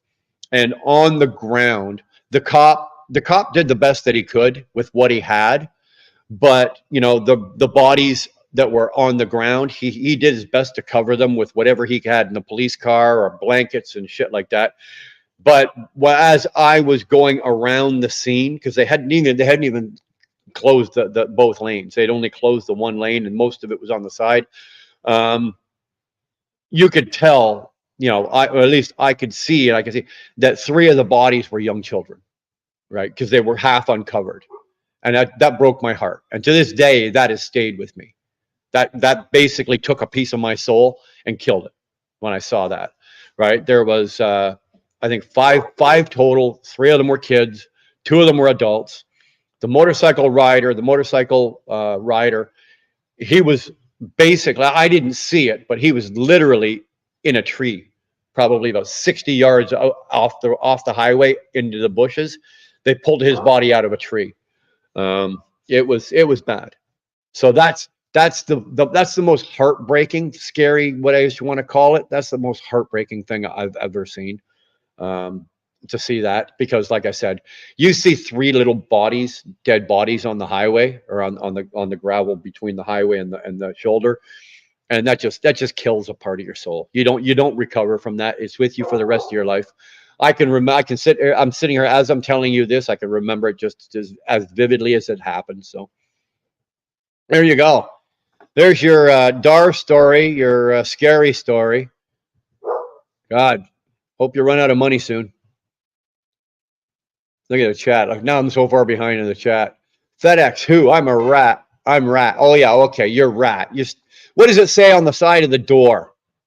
What does it say on the trailer?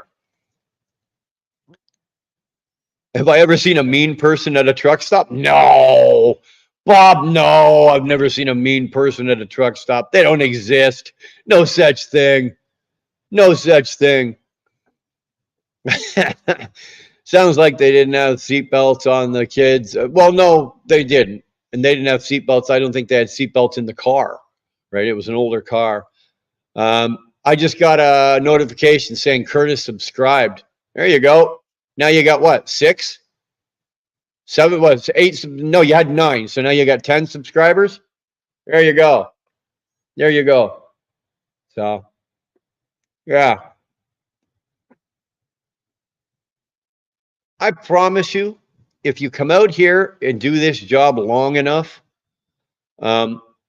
you are going to see some fantastic things. You really are. How you doing, dog? Good to see you, bro. Afternoon, old folks. I think that's Johnny's dyslexia kicking in there, right? Oh, we're not folks. We're oaks or Ophelix. Afternoon, Ophelix. That's Johnny. That's guard dog's fucking dyslexia kicking in there. That's all that is, right? Fuck. Are you telling story at the Final Destination movie or what? What's Final Destination? I don't know. I don't know. What's going on, Houdini? Glad you're here. Good to see you, brother. Right Arrow Trucking, rat. Okay. You can't fault me for that. How am I supposed to know that? Like I said, you're going to do this long enough, you're going to see some really, really, really cool shit. You really are. But you got to think, if you do it long enough, if you're going to see a lot of cool shit, every once in a while, you're going to run into some not so cool shit. So the longer you do it, the more chances are that you're going to see it, right? So I kicked an air driver out of the Flying J, called his boss and said next time he's back, he will be towed and arrested for trespassing. You're not harassing my woman co-workers on my watch. Good for you, Curtis. Actually, I remember that. I remember you coming home and saying that. Yeah, right on. Yeah, it's not acceptable. It's now, mind you, if you're talking about your female co-workers are lot lizards, well, there might be something else, something else. But no, yours aren't. So yeah, Women don't need to take that from truck drivers. Unfortunately, they probably take a little more than they probably should, and that's unfortunate. There's nothing you can do about it.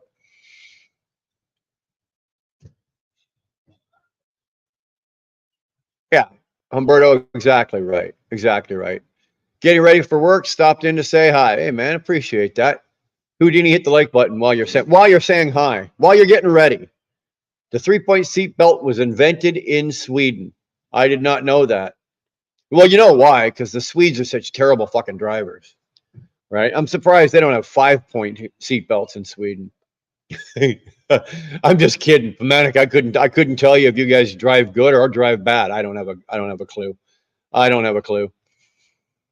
My dad drove for air, so I got the boss's personal cell number. There you go, Curtis. Curtis? Do you do videos? I didn't video it. You should though, man. Someone your age can remember back that far. I, I have hope.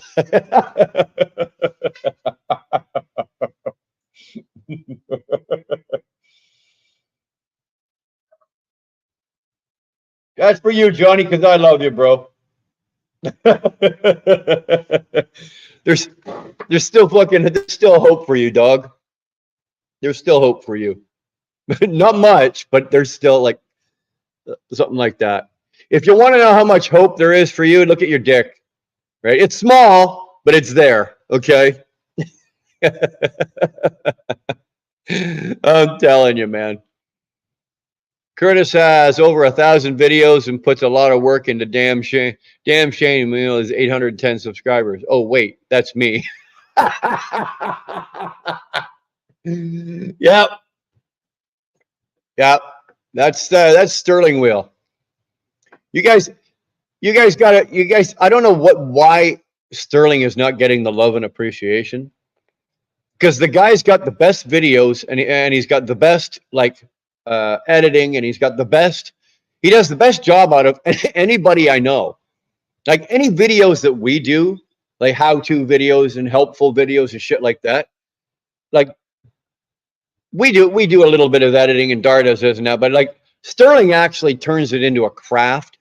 He's turned it into a craft, and he's actually made it like into an art form. And he puts his heart into it, and he puts his soul into it, and he works hard at it. And it's beyond me, truly is beyond me, why Sterling is not doing, why his channel is not doing a lot better. Because he does really good lives. You know, he does really good lives. It's full entertainment. His videos are good. He's got his members only content. Like I don't even have any of that shit, right? He's got all that stuff. So I don't know. I don't know. If you're not subbed to Sterling, go take a look. Go take a look. I don't tell people, oh, just go sub for the sake of subbing so he gets a sub count. But go look at his channel, take a walk around, poke around, look at this, look at that, and then you know what? If you like what you see, throw the guy a sub. Check him out. You won't be disappointed. I'm disappointed all the time, but I know you guys won't. Damn hot damn double birds. You got it, baby. The patent was shared for free to all the manufacturers because it was colluded that you could save so many lives, forfeited up profit to save more lives. They earned nothing from 3 belts. Well, that just tells me the Swedes weren't that smart, right? All Sterling's videos I've made, I'm going to copyright strike his channel. You go ahead and try that. See how that works for you. You go right ahead and give that a shot. You give that a shot. Just noticed I'm closing in on 500, man. Good for you. 500 is a good milestone, Josh. I found getting over the first 1,000 for my channel. Getting over the first 1,000 was a bitch. Was the hardest point. Actually, I got over the first 1,000 only because Alex the Asian Mai gave my channel a kick. It like gave it a boost and threw me out and shouted and did something for me back in the convoy when we were in the convoy, and that really helped me. But up to the 1,000 point, Jesus, age Christ. I never thought, I thought it was going to take forever to get up there. But if you're at the 500, keep plugging, man. I like what you're doing, Josh. You should not, you shouldn't have an issue getting, getting that channel going. It's going to take, keep plugging at it, because you may not be hitting the right algorithm or the right time or the right stream, or you might not, but eventually you'll get it and you'll be firing on all 8 cylinders, and bam, it'll take. So good on you.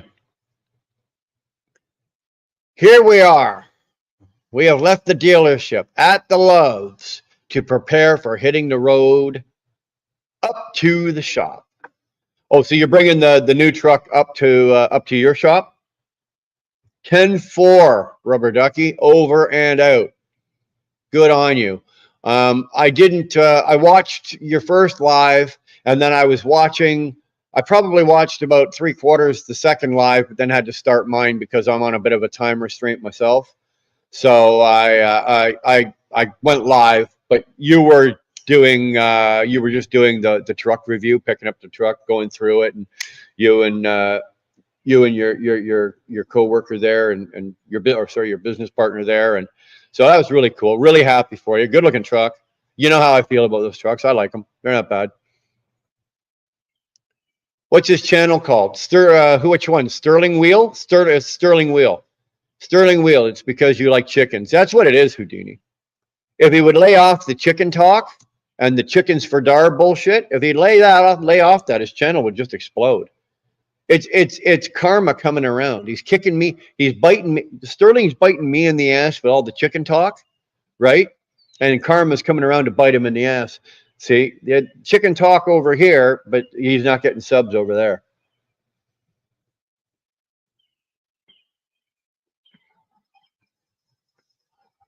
Although I am glad when I see guys like Josh and I see guys like Sterling, and you guys are, I'm not saying, Josh, you're struggling or whatever, but when you guys are working to get your subs and everything, you didn't take the easy road. Like, you didn't go buy your subs, right? You didn't go buy a block of 1,000 or a block of 500 or a block of whatever you buy them, like Narc did, or a bunch of other people did. And I get your subs the honest way. Get them the honest way, right?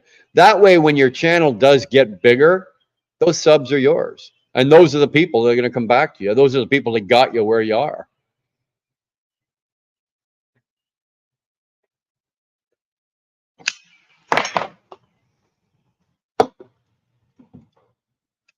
Oh.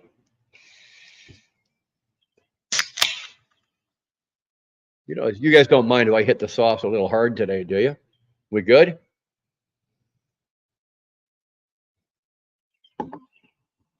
Oh. Sterling is because, yeah, everyone's saying hi to Shannon. Old school afternoon chat. Got finished eating lunch. There you go, man. There you go. Andy. Hello, people. Well, hello, Andy. How the hell are you, bro? Where the hell are you? Or how the hell are you? Where the hell are you? I know where you are. I know where you are. I know where you're at. I know where you're at, boy. I know where you're at. Good to see you, man. Thanks for popping in and saying hello. Andy, go hit the like button. Don't fuck around. Go hit that like button, please. I would appreciate it. Very much so. I really would. We got 30. We're showing 30. We got 30 likes. That's a nice round number for me. That's usually about where we sit, but I'd like a few more. I would appreciate it. Not a bad day. Not a bad day. Watch this video from what? From Pirate Software on how to work short videos. This guy worked in IT for Blizzard. Okay, see, I've got to see now. I got to go to my phone and I have to screenshot that because I can't go. By the time this live is over, I'll have forgotten to go look at that. So hold on, Johnny. Hold on. It's always that one guy, right? Let's talk about. Oh, okay. You just emailed it to me. All right, thank you. I might owe you guys for some of that. For what? Some of the subs? You don't owe me nothing, man. You know what you do? You know how you owe me, Josh. If you want to owe me for anything, the next time somebody else needs help, help them out. Pass it along. It's free, dude. It's free. If you hanging out here and me saying something about your channel got you 4, 5, 1, 2, whatever subs, they're free. So you know what? The next guy to come along and you get the chance and you can help somebody else out, help them out, man. Simple as that. Some of my Facebook group took a few years to get 1,000 people, but then I got to 2,500 in 1 year after that. You know what, Fanatic? I don't have Facebook. I got rid of that. I deleted my Facebook several years ago, and it was the best thing I ever did. It was the best thing I ever did. It was one of those invasive species of fucking internet that just invaded my life, and I just couldn't stand it. I couldn't stand it, and then the straw was drawn where Dar and I were sitting on the couch, and we were talking about something and had to do with feminine hygiene products. I opened my Facebook, and the first ad that came up was for fucking Tampax. That's it. I'm done. I'm done. No Twitter, no fucking Facebook, no Instagram, no. I have YouTube, and we have a TikTok channel that we pay no attention to. I probably should, but I don't. But other than that, YouTube is the only thing. And don't get me wrong, I know that YouTube is just as bad, but I'll take one bad habit, like this platform is one bad habit. I don't need Facebook. I don't need all the other shit. So I got rid of them all. And you know what? I found that I've got more free time, and my head's not clogged up with shit all the time because I'm not always getting 26 notifications an hour. I'm not having to look at somebody's needless bullshit of when somebody on Facebook that I haven't talked to myself personally in 30 years, but they want to be your friend, and you go, yeah, okay. And then they'll go, you'll see them, they'll write a comment, sigh, didn't think that would happen. They're fishing, right? That's all they wrote. Sigh, didn't think that would happen. So they're fishing. They want everybody to go, oh my God, what's wrong? Are you okay? What happened? Blah, blah, blah, blah, blah. And you know what? That's what Facebook turned into, social media turned into. It was a fishing expedition. And it was a lot like YouTube. Oh, Shannon, you're gonna get it for that. Chickens for Dar. Oh, I can't believe you're on board with that too. I thought you know what? I thought you loved me. Shannon, I thought you actually truly loved me. Damn. But YouTube is very much the same. We do what we do out here. And yes, we're looking for likes and subs and shit like that, but not as emphatically as they are on Facebook, right? And I don't put up a video saying, sigh, I don't think that could happen, right? Just so all of you will come running in and go, oh my God, Brian, are you okay? What's going on? Did Dar's chickens die? Whatever. So I just got rid of it. I got rid of it. How do you go live on a phone, Brian? I do it through the YouTube app, right? It works through the YouTube app. I was late to this live. I was having phone sex. What, you could actually get your bird into the little port on the bottom of the phone? That's impressive. Not really impressive, but that's impressive if you did. I subscribed. Well, Moon, thank you very much. Good morning, Chris. How are you, man? Out in Knoxville, Illinois. What are we up to? You know what? I'm just sitting here at the house. I got a stogie, a couple of Dr. Peppers. I'm just killing some time. I got to go into work later tonight. But I've been up since about 2 o'clock. I had to take Dar up to the airport, and she jumped on a plane. She went out to Calgary. So I'm usually I do the lives on Sunday nights where I drive up to do a driving live up to the yard and everything, but we're not going to do that. So I figured I'll go live today, burn off a couple of hours, and that way I can just get in the truck. All my shit's ready to go. I just got to put it in the truck.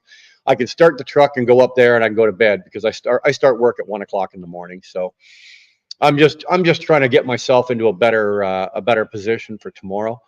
So that's all. But I'm glad to see you, man. You're good, Chris. You're good. Everything's cool. You're in good shape, man. I hope so. We're praying for you. Love you, bro.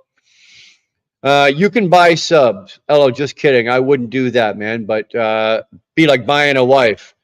Uh, she'd never love you. Well, that's exactly right. You can buy subs, but they won't love you, right? They won't come watch you. All it's going to do is give you a bigger channel with five. All of a sudden you'll have 9,000 or 10,000 or 8,000, whatever subs on your channel, but it doesn't help you at all. I don't know why people do it. Yeah, Curtis, you're gonna get turfed as well. Was saying a lot of four-letter words over and over for 2 hours. Hey man, what you do with your phone in the privacy of your own in the privacy of your own home, that's entirely up to you, Buck. It is. I got no problem, and I won't ever get in the way of intimacy between a man and his cell phone and his hand. But, Buck, you got to keep that on the down low, man. You got to keep that on the down low. You start talking about stuff like that, Sterling will start getting a little. That's all I'm going to say. All right. That's all I'm going to say. I know what I want to hit. It starts with S and ends with what? Yeah, well, we all know that. Please talk about the finance of chickens. Sterling, I'm going to fucking kill you. I'm going to break your ass one day. One of these days, I shit you not. I shit you not.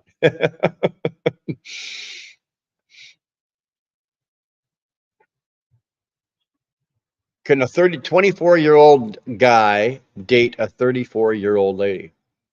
Sure. Age is just a number, dude. If you and the woman have the same interests and you're compatible and sparks fly, you fall in love, why not? Right? I'm 7 years older than Dar, right? I'm 7 years older than Dar, and my ex-wife was 6.5 years older than me. So I would absolutely say Quinn, yeah, absolutely.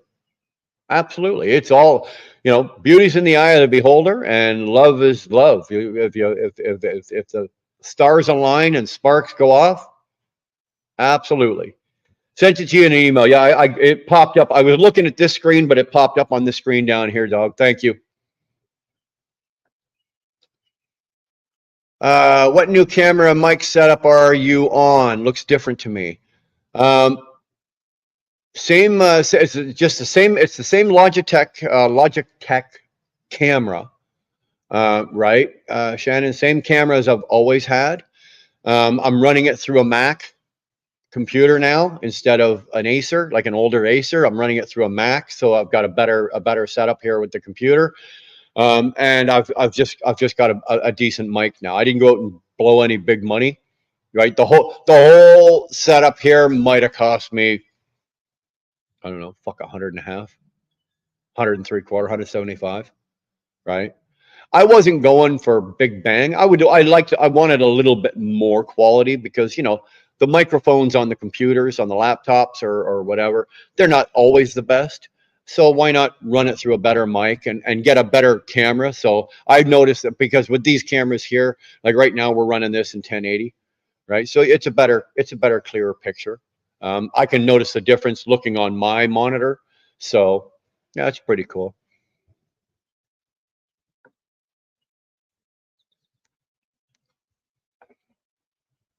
You subscribe to Sterling too? Well, I'm sure Sterling appreciates that. I'm sure he does. Only if he wants a good woman, Quinn. Yeah, there you go. I got nothing. I got no problem whatsoever. I think an older. Now, when I see a 25-year-old woman, she's putting it out for like an 85-year-old guy that's got, $10 billion estate. We all know what she's doing. I could be wrong, right? Anna Nicole Married for Love. Come on. Come on. Right? God damn it. For that amount of money, I'd have married the guy. All right. I'd have been gay for pay for that kind of, for billions of dollars. Come on. Come on.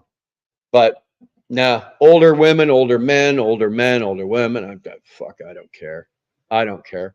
Now, don't get me wrong. I don't want this here. Here's a scenario though. I just thought of, because I always ask when something like that I always ask, what if it was your daughter, right? So what if it was my daughter? What I want my daughters, right? So say, let's just say I'll just pick one of them, right? The 24-year-old. Would I want to see her come through the door with somebody my age, like with me, or somebody my age, or guard dog? I don't know, man. That's a tough call. That's a tough call. Does the same thought process and the same does it still come into play? You know, love is where you have to, where I just said a few minutes ago, hey, love is love. You follow your heart, the stars align. If there's sparks, blah blah blah. Does that come into play? Right? If that happened, if she came home and she had a guy my age and she looked at me and she goes, well, Dad, well, I love him and he loves me and we're compatible. And how would I feel about that? I don't know. I don't know. I'd like to think I'm open-minded enough that I could stand by what I just said in my own words, and I would, yeah, well, okay, if you love him, and you, okay, but you know, I can tell you this: it'd be tough looking across that table at Christmas dinner and seeing a guy my age, you know, shacking it with one of my kids. Um, No, but on the other hand, if it wasn't my kid and some 50-year-old guy was banging a 24-year-old girl, I'd be the typical macho airhead, stupid chauvinist. Go, yeah, good for him, yeah, buddy, attaboy, nailing that young piece of, you know. But when it's your daughter, you don't think like that, or at least you fucking better not think like that. Let me tell you.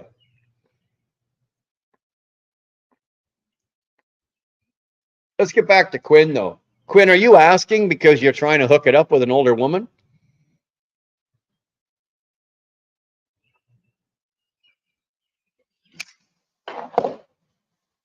Trying to hook it up with an older woman there, Quinn?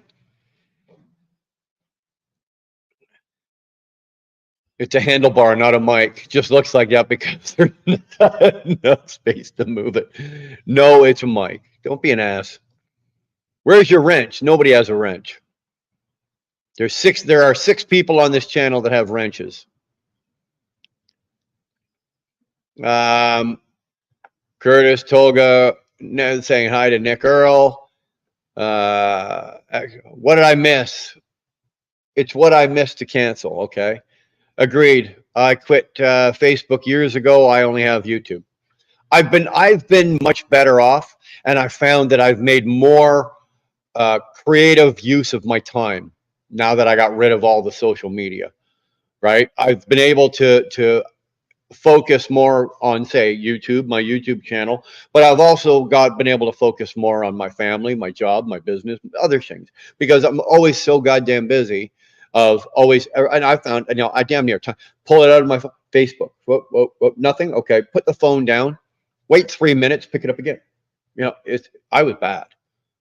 I was bad, right? So I just don't do either. I don't do anything. Did you find your sunglasses? Yeah, they're right here. Sunglasses are right there. You can feel her anger from Calgary. What did I do now? Come on now. What did I do now? I ain't on the book of faces either. I'm finding a lot of people, Buck, and a lot of people I'm finding that are like-minded like myself, that have the same mental abilities, the same goals in life, that come from the same walk of life. Buck, you and I are pretty much walking this. We've pretty much a lot of the points in our lives, as we've talked about, that you and I, our paths are pretty much side by side at certain points in our lives when it came to families and this and just life in general. But I'm finding it's people that are like us that are, you know, pulling out from Facebook, that are trying to get away from the technology. And we're better off. We're better off for it. That's just my opinion. I think I'm better off for it. And Buck, I'd say you're probably better off for it. You know, Banana Bus, what's going on, baby? How the hell are you, brother? Good to see you. Tolga's throwing up Josh's link again. Yeah. No problem. I know Josh ain't on Facebook. Moon's got a channel. There you go. That's all good. Guard Dog's chicken for Dar. Oh, God damn it, Johnny. Really? Really? Come on. Take that. I'm gonna take that wrench away. You know damn well Dar will give it back to you in under 7 seconds, but I'll take it away. You'll lose it for 7 seconds. She's out in Calgary right now. I can tell you right now, she's driving because she was just picked up the car from the airport, and she had to drive over to the I think the northeast, over to her girlfriend's place. So she's got about a 40-minute drive from the airport, or about a 35-minute drive from the airport. So I know that she's probably either just rolling in there now, or she's there and she's just with her girlfriend, so she's not paying attention to what we're doing over here. So if I take your wrench away, dog, you're gonna lose it for at least an hour before she can give it back to you. And no, you can't bribe Tolga to give you another one. You too, Curdy.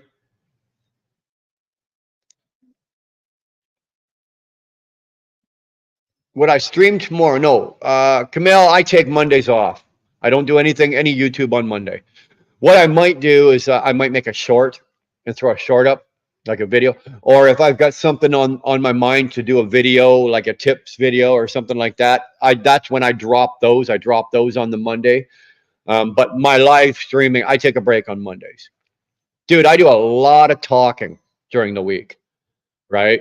I do the Sunday like I am now, and then I do Tuesday, Wednesday, Thursday, Friday, and we average probably anywhere between 4 and 6 hours on each one of those. That's a lot of talking, right? That's a lot of for a guy like me. That's a lot of brain activity. That's a lot of So I got to give myself a break. So Monday I take a break, and usually obviously Saturdays I take a break. And I'm more actually giving my brain a break than I am with anything else. So Canadian Cobra chickens for Dar. I'm gonna kill you, Curtis. One day, she is then called a cougar. Moon, yeah.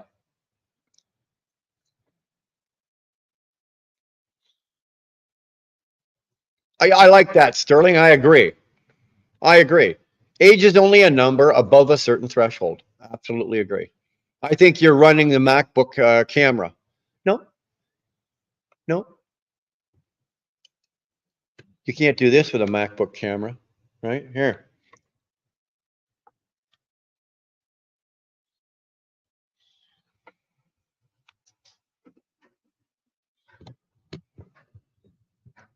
Fucking go ahead. You can't do that with your MacBook camera. See now, see Curtis, see what you made me do? It's all frickin'. There we go. We still good? You guys see okay? That's good. That's good. Mike looks like an ad for a flash. Mike looks like an ad for a flashlight. A flashlight. I don't know what you guys are talking. Check your local laws and regulations. I'm doing really well. Thanks for asking. OTR trucking sucks right now. No miles, man. I missed the pandemic. Yeah, I know. Because of the carrier that you're with, where I load, like down at Novellis, down in Oswego, I see a lot of your boys doing a lot of sitting around down there.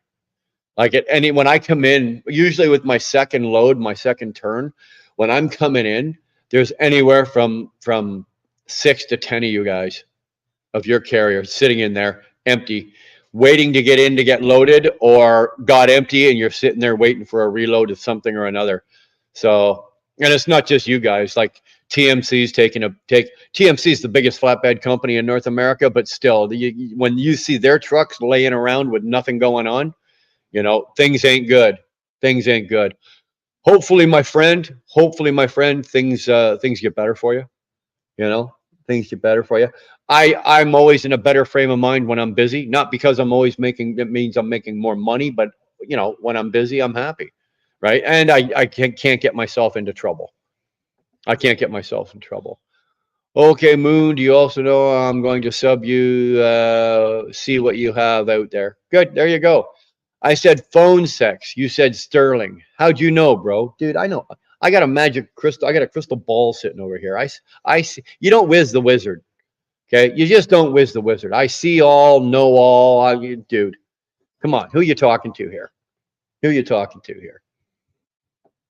He has experience. You got it. You got it.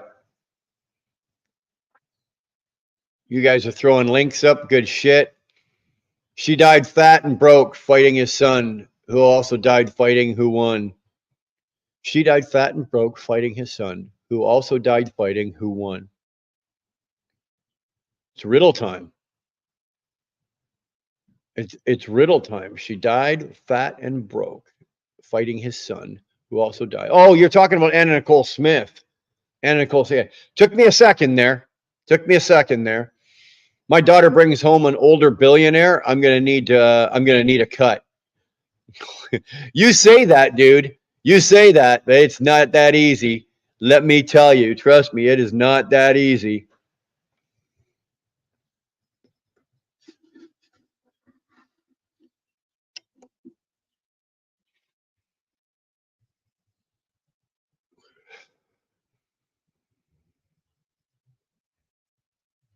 Fun fact. Okay, here we go with the Buck Brown fun facts. Kenny Rogers was the same age as his widow's dad. It's a little different. Like if you're 80 years old, right? Let's just say you're 80 and you're dating like a 60-year-old, so you're 20 years older, but she's 60 and you're 80. That doesn't kind of have, what do you call it, like the creep factor to it that say, if she's 20 and he's 40 or 35, or let's say 40, 20 years, do a 20-year difference. So if she's 20 and he's 40, that's kind of got a certain element of a creep factor to it. But if he's 80 and she's 60, that for some reason you go, oh yeah, okay, big deal, right? But when they're younger and you've got that, I checked the link, nothing came up. That's exactly what I'm trying to do. We are roommated. Dude, do what tickles your fancy. Do what works for you, Who am I or anybody else to tell you, what you can or cannot do or how you feel? Do it. They have twin sons. I don't know. You guys are in the middle of conversation. Josh, just remember that Hooligan has my number if you want it. Bucky has mine too. Okay, you guys are talking, swapping. Firefighter Bob, throw up my link. Ooh, I'm scared. Yeah. You're not scared of me, but you're scared of Dar. Fucking chicken. You're talking about me being chicken. Hey, chicken. Sterling, I keep trying to sell feet pics of but my donk gets in the way. Yeah, you wish. You absolutely wish.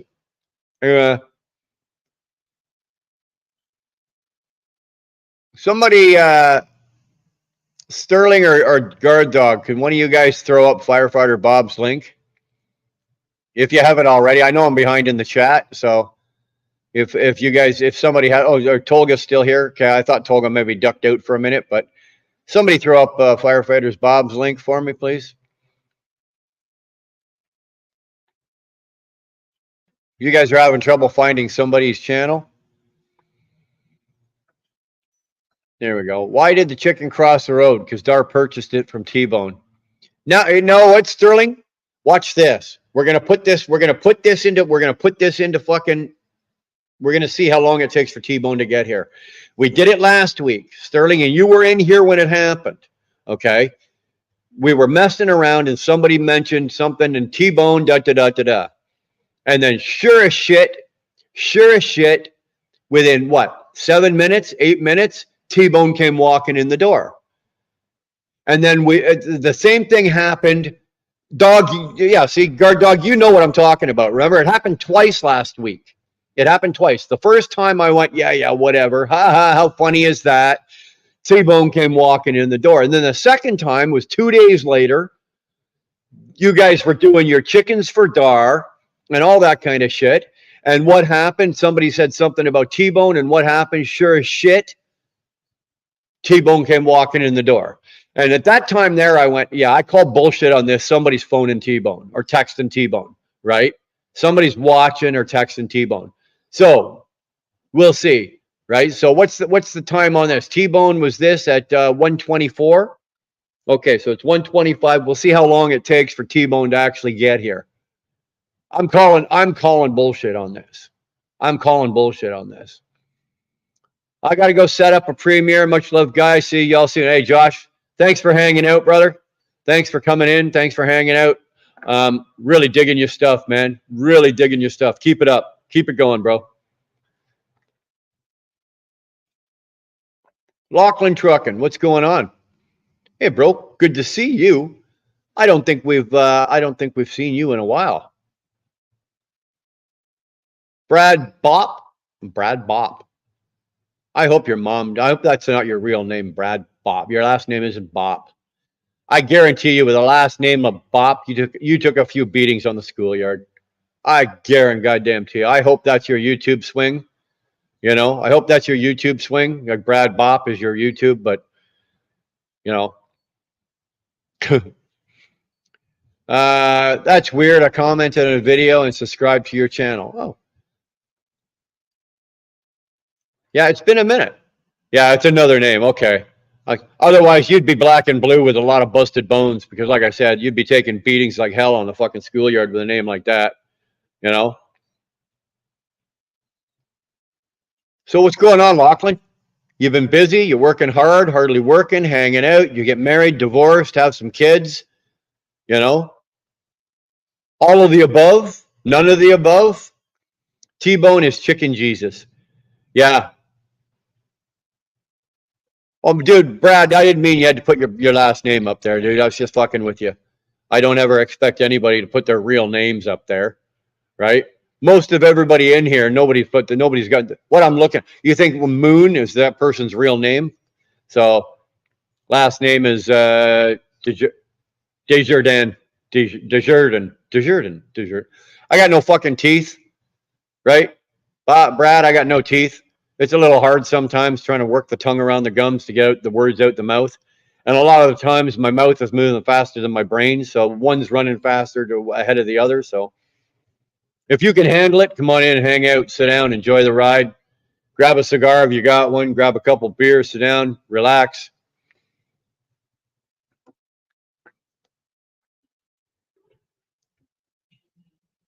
I'm usually trucking when you're on, so it's hard to usually watch. Just can't comment. Well, you know what? I appreciate the fact that you're out there watching. Thanks, man. I really do. You're trying your best. Hey, Brad, that's all we can do, right? I'll give you this, okay? I will do my best. I butcher a lot of names, but at least know I'm doing my best. So, what's better, John Deere or Case? Depends on what you're doing. If you want a riding mower, John Deere. If you want to dig a fucking hole in your backyard, probably a Case. Right? Depends on what you're doing. Sterling, can you please stop sending your foot pics photos to me? What the heck is this rubbish, man? Already enjoy. Kamel's already enjoying. Well, you know what, Kamel? I'm glad you found us, man, and I'm glad I found you. Thanks for being here. I've enjoyed you in the chat, and I'm seeing that everybody else, and you've kind of just fit right into our group of people here. It's kind of cool. I know those plates. You still living on that shit in that shit province? I'm still living in that shit province. I really am, Brad. But this house goes for sale in the middle of next month, and so about another 3 weeks, this house goes for sale, and we're going to Alberta, baby. We're out of here. So we'll be moving. We're looking at it like an August 1st, last 2 weeks of July, 1st of August. We're looking for a move. We're making our move date, and then we're out of here. We're going to Alberta. We've literally, Brad, had enough. Just absolutely had a fucking enough of this. I'm not living in this province anymore. I'm taking my wife and one of my daughters and her boyfriend, and they're coming too. Unfortunately, I've got 6 daughters, and not all of them want to come. But the ones that want to come, they're welcome to come. And Mom and I said, you know what, we're buying a house out there. It's going to have more than enough bedrooms. Whoever wants to come on out.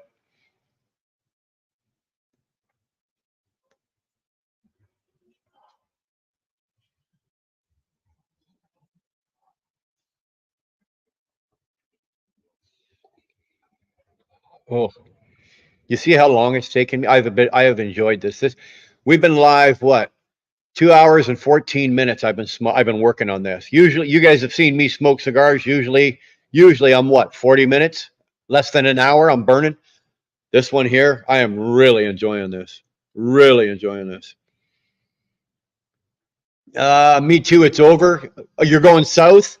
Well, you know what, Bob, Brad, we had to make a choice, right? We were looking at going out east, Nova Scotia. We were looking at Nova Scotia, New Brunswick.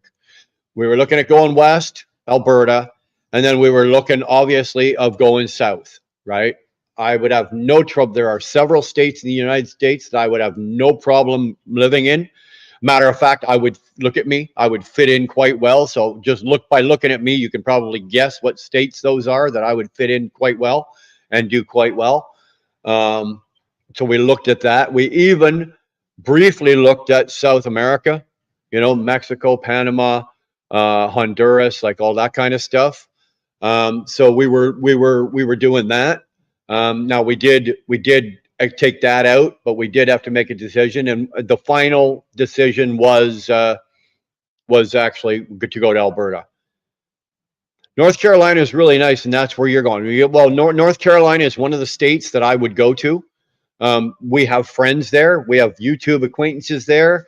One of our best YouTube subscribers and big supporter and friend of our channel, Mr. Bees. Everybody knows Mr. Bees. He's down in North Carolina. We got a bunch of other people down North Carolina. I love North Carolina, South Carolina, Virginia, West Virginia, that whole area, that part of the country down there. Dude, I fit right in down there. I could move down there, buy the house, get everything settled, and carry on business as usual and not miss a beat. Right? Love that area. Love that area. But we finally made the choice that we're going to Alberta. So, but I'm not living in a city. Like, I'm not living in Calgary. I'm not living in Red Deer. I'm not living in Edmonton. We're looking at some small towns. I'd like to maybe possibly find what I've got here, right? Like, I live in a very small community. There's 9 houses in this community, right? And then I'm surrounded by farmland on all sides. So if you walk a quarter of a mile from off the front of my house and go that way, you're going to walk out into a farm field, and you'll be walking for fucking days. And then if you go off the back of my property right now, right, we've only got an acre, but if you walk off the back of my property, it's farmland up there. So, and we're kind of hoping to kind of find something like that when we go out to Alberta. That's kind of what we're looking for. So Dar's out there right now. I dropped her at the airport. My wife is out there right now. So she's going to do a little visiting with her girlfriend, and her brother's out there and my brother's out there. So she's going to do a little visiting, but initially she's going out there, and we've made a list of, I think, 3 or 4 small towns, and she's going out to check out the small towns. And I will defer probably to her judgment. I've put in place, I've kind of put my foot down. This is what I need in a house. This is what I require. And as long as these, are met, and they're nothing big, they're nothing big. I mean, as long as these are met, sweetheart, I don't care where we live. I drive a truck. I'm a truck driver. I can live anywhere. I can live in the goddamn truck. So I'm not worried about that. So that's what she's doing right now. Lachlan, Montana Montana and Wyoming are my two. Montana and Wyoming would be my 2 top. Like, if somebody could say, here's the money, or if I won the lottery right now and say, here you go, you've won $10 million.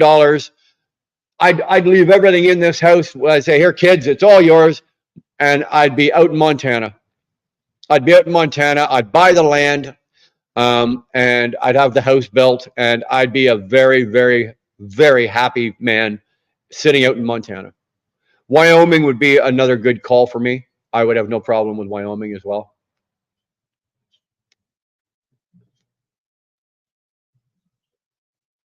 Brad, that's the only downfall. You're right. The winters are a little. Now, as a younger man, I lived out in Calgary, so I've been out there, and as a trucker, I spent, I've done Alberta, I've done the prairies in the winter, so I know what to expect. I think Dar's first winter, it might be a little bit like she's gonna roll her eyes and go, "Holy fuck!" Right? Jesus, what did I get into here? But I think once you roll through a couple of winters and you're acclimatized, and that now it becomes your home. I think getting through the winters it won't be a big deal for her. I think she'll do just fine. Same with the kids, you know. And when you get home from work at night, you plug your car in and plug in your block heater. That's the only difference between moving out there and living here with the cold, right?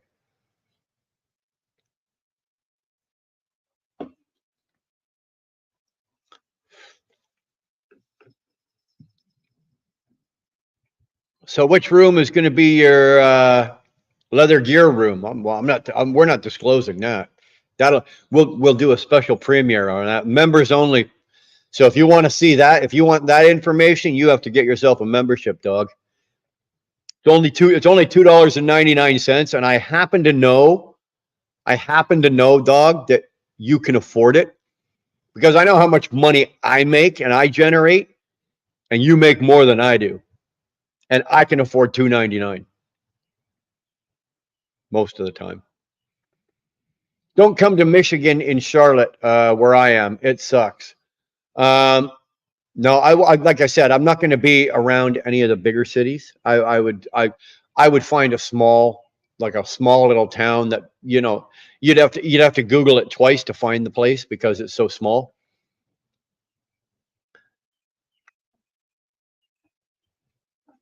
Yeah, I've chained up more than I can remember.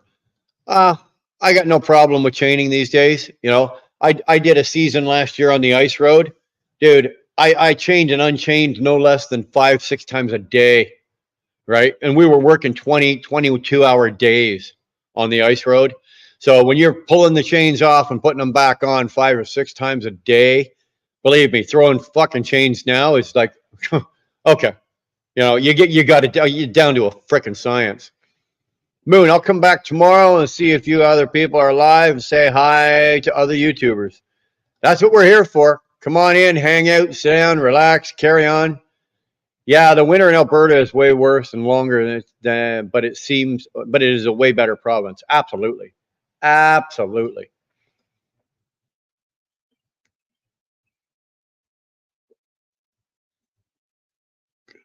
No, I don't want to see a blow up doll of Curtis. Yes, you do. Yes, you do. Yes, you do. You know you do.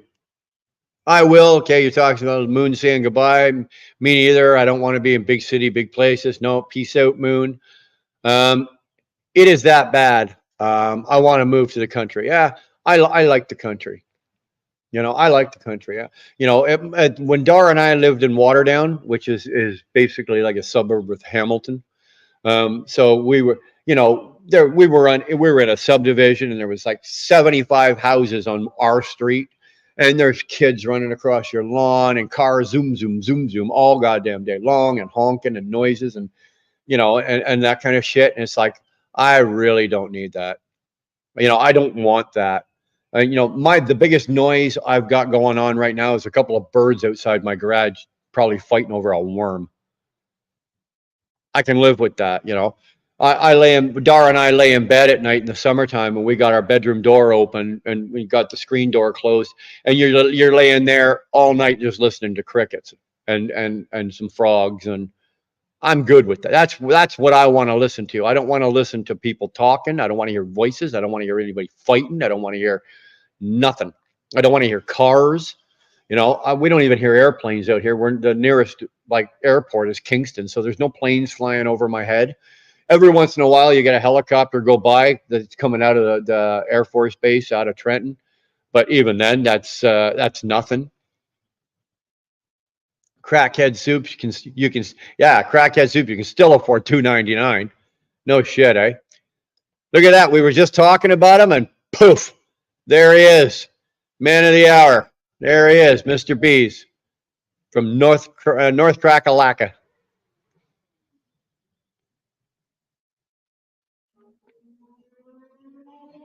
Lachlan, I absolutely agree with you. I'm an owner operator as well.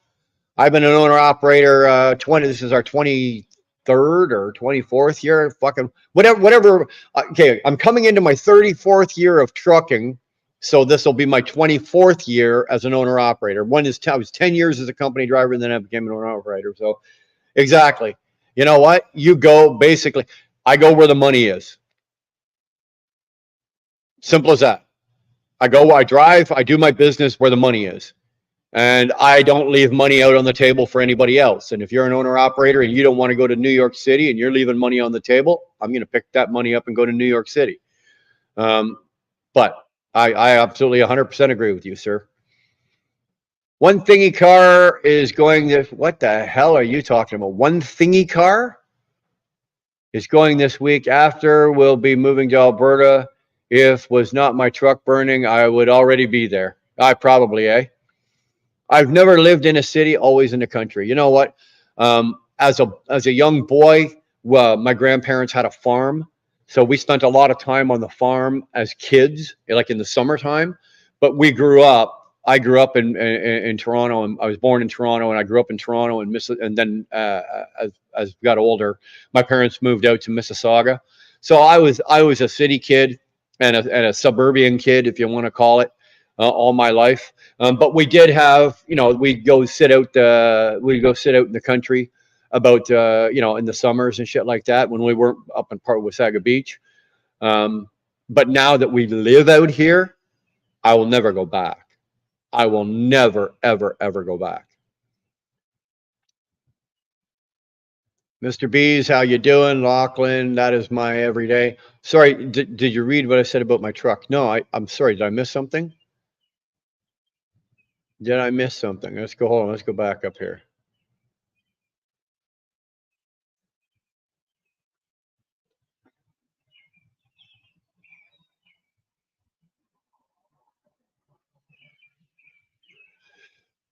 Sorry, man. I must have missed something. Something about your truck. If I missed it, I apologize. I apologize again. My eyes are trying to track here, look at that, look down, smoke this, have a drink. You know, for me, this is called multitasking. For most people, it's a walk in the park. For me, I actually got to think about it and do it. So I'd like to have a nice little studio. That's the other thing that I said to Dar.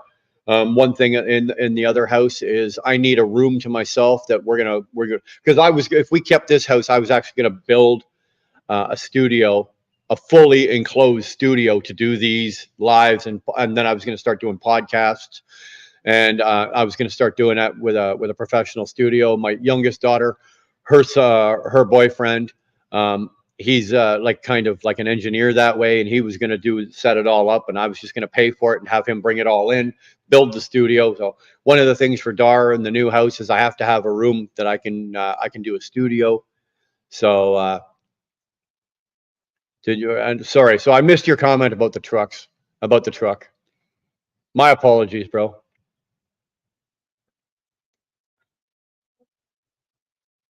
Tolga just subbed as well. I'll wait for the home tour video, mate. Buck Brown, Mr. B very well could be today's version of T-Bone. Mention him and poof, it happened. It happened. Yep, Brian, me too. I go where the money is. Especially booking your own loads. Yeah, yeah, yeah. Right now, I've got my truck. You guys know I've got my truck leased on, or on with KBD. Which is a division of Anderson Transport, because they bought us last year. But at any given time, I could go back when I've had enough or whatever. And like I said, there's stuff coming that once we get out to Alberta, there's no sense doing it now. But once we get out to Alberta, you know, I will more than likely, let me just put it this way, I will more than likely be reactivating my authorities. Now, of course, I'll have to change a couple things because I'll be situated out of the province of Alberta instead of the province of Ontario.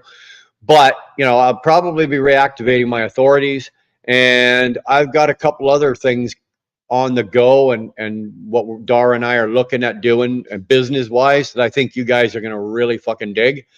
At least I hope you are, and we're going to share it with you guys and take you guys along for the journey. Hopefully, you guys come and hang out and come along for the journey. I think you'll enjoy it.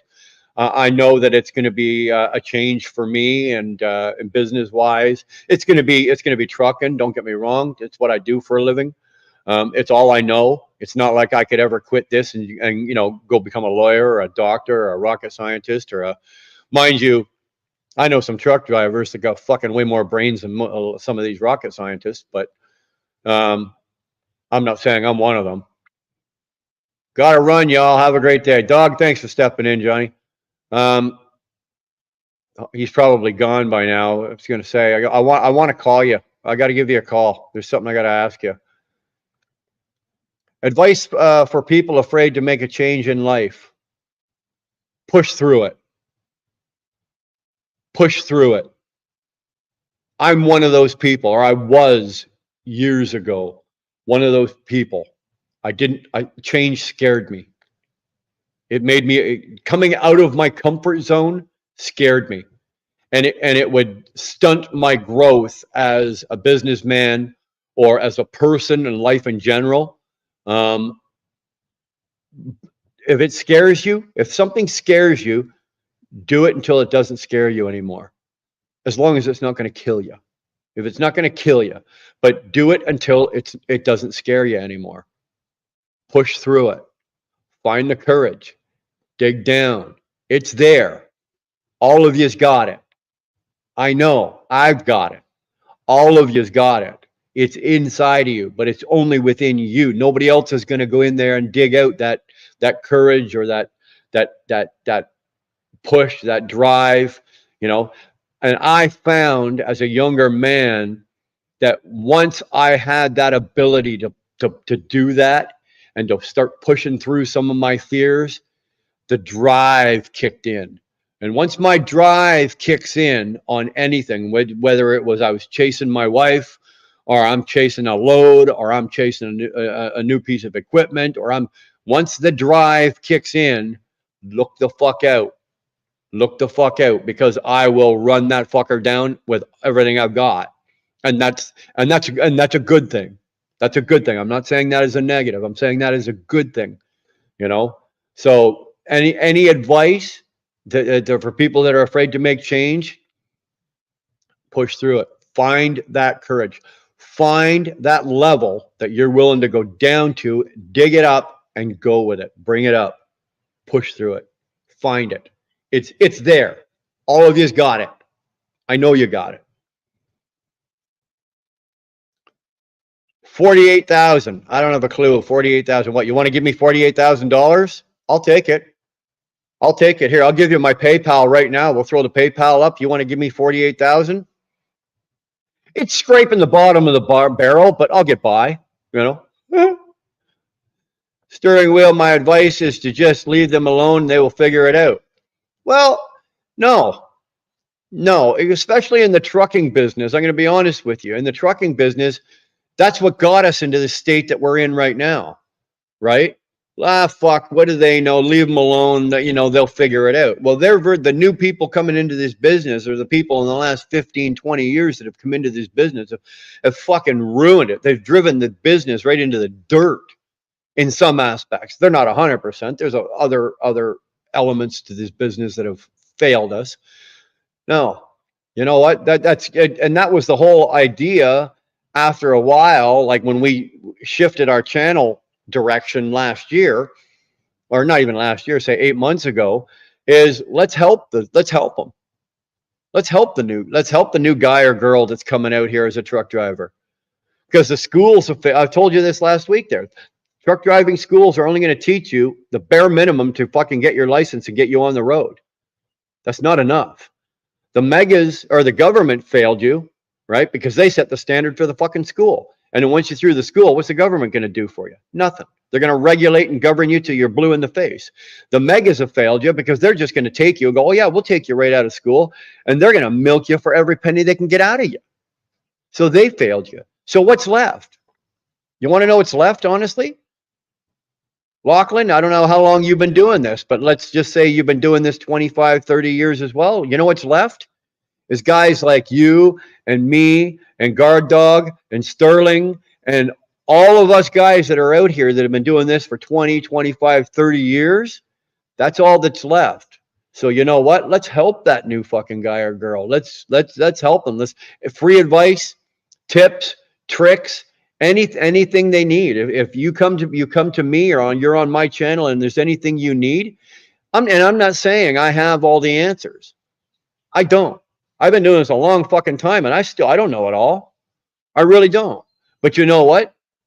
I probably know somebody that does. So if I don't know the answer, if I know the answer, I'll give it to you. If I don't know the answer, I'll find somebody that does. I know somebody that does. And if I don't know them, they're probably somebody in the chat. Go look in that chat. There's Humberto's an owner operator. You know, Sterling's been an owner operator and he decided he didn't like it. He didn't want to do it anymore. But he's an experience. He's a veteran. There's a lot of good experience in this chat right now. So, you know, that's where I'm thinking, you know, don't ever let anybody figure it out for themselves. All you're doing is you're not helping them. You're hurting them. You know, there's the old adage is, you know, I don't give out free advice. I don't give out advice unless they ask for it, because, you know, then you seem to be pushy or whatever like that. But you know what? If I'm at a truck stop and some new guy's backing in and he's just not getting it right, I will get out of the truck and I will say, hey man, I see you're doing this. Why don't you try this? I'm not going to cram my thoughts or my opinions down your throat. Absolutely not. But I'll throw you a free one or a little bit of help saying, hey, you're doing this and it's not bad, but why don't you try this? You know, why don't you try this?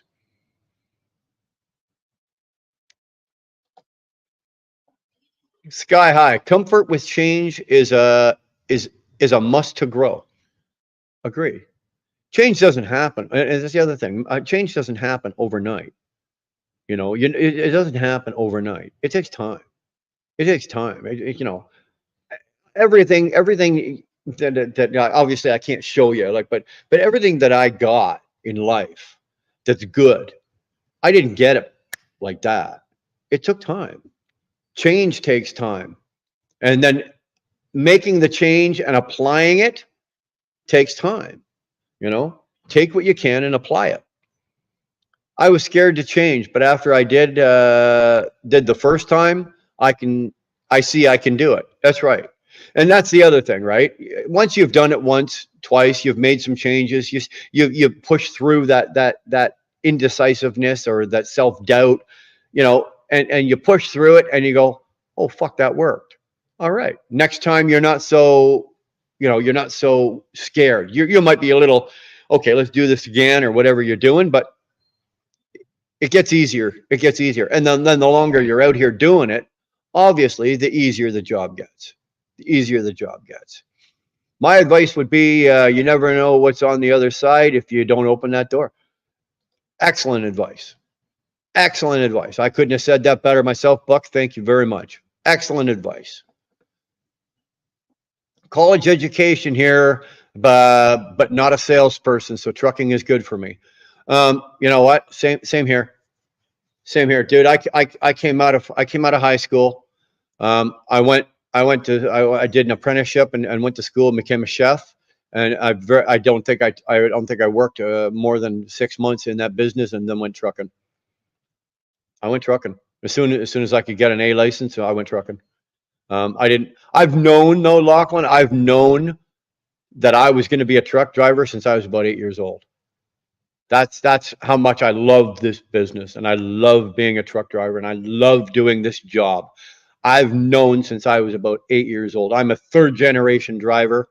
My grandfathers, uncles, cousins, it's all over. My wife, her dad, I married a woman who her father was a truck driver, owner, operator, company guy. He did the whole gambit as well. So this is all I know and this is all I do.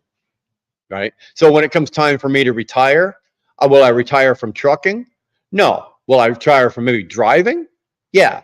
But will I retire from the industry? No. It's because it's what I know, right? And somebody out there, a company or some person or somebody somewhere out there will pay for that knowledge. They will. I already know that because I've tested that theory, right? One day I'd like to get, and it's another some old codger. I heard him say this one time, and it made sense, and it stuck with me. It says, one day I'd like to get paid for what I know, not for what I do, right? And that's further down the line. That's further down the line.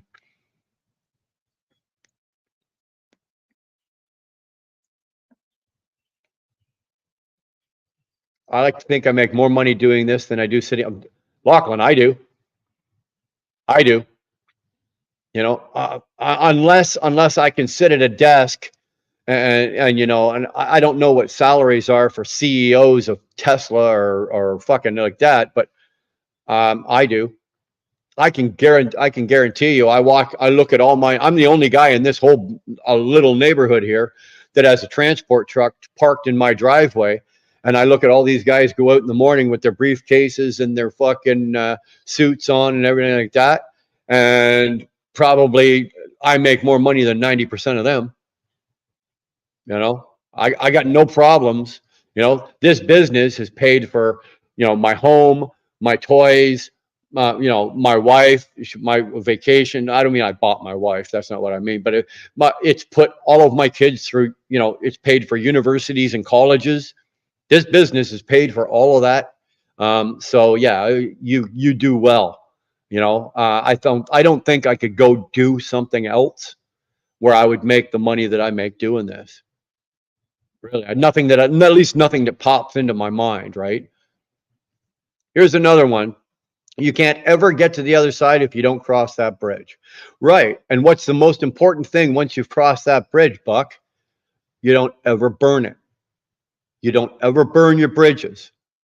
That I've learned the hard way as well. There's been times where I've burnt a bridge and then had to go back over that, swim back over that fucking river and go back out with hat in hand going, hey, I fucked that up. I'm sorry. Can we work something out? I've I've done it. I'm not perfect. But don't burn your bridges. Don't burn your bridges. Trust me. Can't go through life looking in the rearview mirror. There's a million cliches. There really is a million cliches.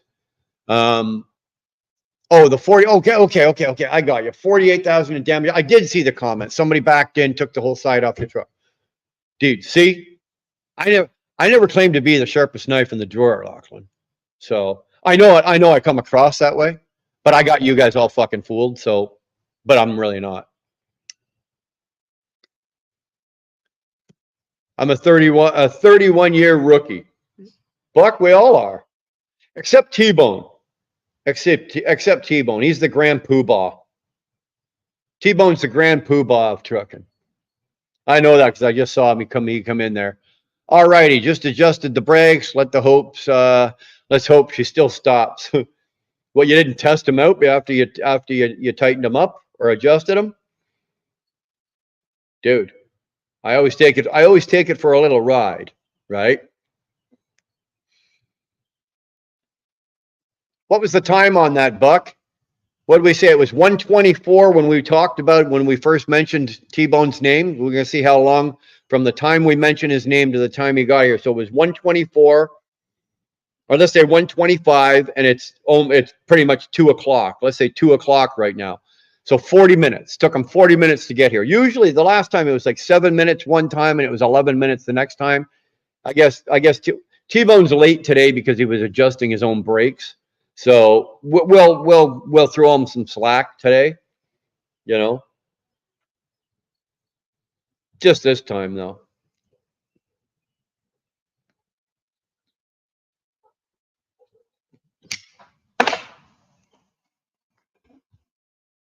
Yeah. Boom. Here he is. Well, Lachlan, you're right. And Buck is right too. We're all rookies. Every day is a new day.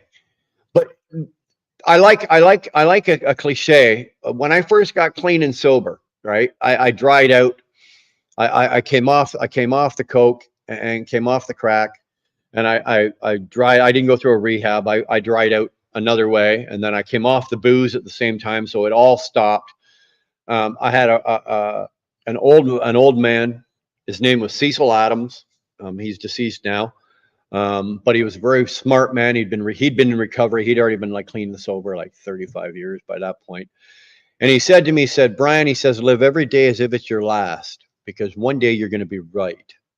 And that falls right into what we just said here, right? Every day is a new day, but take that chance, take that gamble, reach out a little farther than you're accustomed to reaching out. Grab those stars, grab that gold, grab whatever, go for it, because you know what? Every day is a new day, right? But it's also the first day of the rest of your life. But one day you're going to be right. One day you're not waking up and you're not grabbing shit. So live every day as if it's your last, right? Love your woman, love your family first and foremost. If you're religious, then you love your God, then you love yourself, and then you love your fucking fellow man or whatever. You know, no hate here. That's old school mentality. Nowadays, people just don't care about the young driver. No, they don't. They don't, and it's a shame because we're hurting ourselves. We're hurting our own industry. We're hurting our own businesses. And we're hurting them. We're not giving them a fair shake. Hate hearing about their situation long, and it hits close to home, dude. I hear you. You know, anytime you're down, your wheels aren't turning because you got hit, your truck took some damage. You know, dude, I've owned 9 trucks in my career. Like owned 9 trucks in my career. I've had to replace 2 motors. I've blown the motor out of 2 of them. So I know what downtime is. I know luckily for me, I've never taken a serious hit like you have, like somebody hitting me damage wise that way. But dude, I know the price of doing business in this business, in this trucking business. We say that, it's the price we pay for doing business. When you hear somebody going, oh yeah, I just had to pay fucking $5,000 for new tires. Well, you know what? That's the price you pay for doing business. You need tires. The truck ain't going to run on the rims. You need tires. You got to buy them. That's the price you pay for doing business. Getting that half your bunks getting half of your truck side swiped and half your truck wiped out. That sucks because that's not classified. That's the price you pay for doing business, right? That's somebody else's mistake or somebody else's stupidity or somebody else's somebody else doing that. So unfortunately, but dude, I hear you. It hurts. It really does.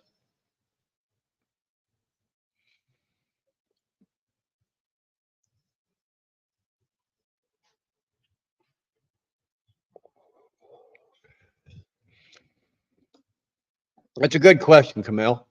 That's a good question because Canada is in the late '90s, or sorry, yeah, late '90s. It's right at the end of the '90s and all through the 2000s. We got saturated. The trucking industry up here got absolutely saturated with immigrant workers. Right? They came in and just destroyed the business because they weren't properly trained. Right? They weren't, the way that they operated and drove trucks in their country was a lot different than they do it here. And racking up, they were racking like they were wrecking equipment just like in World War II when they were sinking ships. They were racking up tonnage. That's how bad they were racking up tonnage. They were making mistakes and everything like that. So if you want to come over here and you want to be a truck driver, I have an old saying, and it's just simply do it right. Right? Go to an accredited school. Now that's not going to give you everything, but at least get an accredited. You don't find the cheapest school, right? Oh, this one's only $5,000 and I'll have my license in 3 weeks. Don't go near that, right? Take the full course. Find the course at the accredited school. Do your homework on your carriers, the carriers that you want to go work at. Do your homework. Don't let them take advantage of you. Find people out here that have been doing this for a long time and ask questions. Don't ever stop asking questions. If there's something you don't know, don't be afraid. Oh, I don't want to ask because I don't want to look stupid. I still ask questions. I've still got mentors in this business that are still trucking today, right? Guys that have been doing it 45 years, 47 years, right? And if I don't know something, I'll ask. Well, I bow my head when I'm looking at Johnny going, well, I really don't know how to do this, and I put my head down like that. Do I do that? Yeah, because I know Johnny's going to come back to me and go, you dumb fuck, you should have been able to figure that out yourself. But that's just between me and him, and I've known him all those years. But ask questions. Don't be afraid to ask questions, right? And don't allow anybody to put you in garbage equipment, right? Because you're new, they're going to go, oh, well, yeah, okay, so for the next year, I need you to drive this piece of, this Freightliner Cascadia, and, the bumper's hanging off, one mud flap's missing, one of the fuel tanks has a hole in it. The bunk has a hole in the back of it, and they're going to go, oh, don't worry, we're going to get you a new truck. Don't come in here on hopes and dreams that other people are going to set you up and take care of you. It's up to you. It's up to you. So make your list of what you're willing to do and what you're willing to settle for and what you're willing to work, and do your homework. Investigate. Ask questions. If you're in doubt, ask more questions. Ask the same question, but ask 3 different people, right? That would be my advice to you. And keep an open mind. Anything that you already know in your country about trucking, throw it out the fucking window. Throw it out the fucking window. Come over here and be like a blank chalkboard. Blank chalkboard. And fill up your own chalkboard, okay?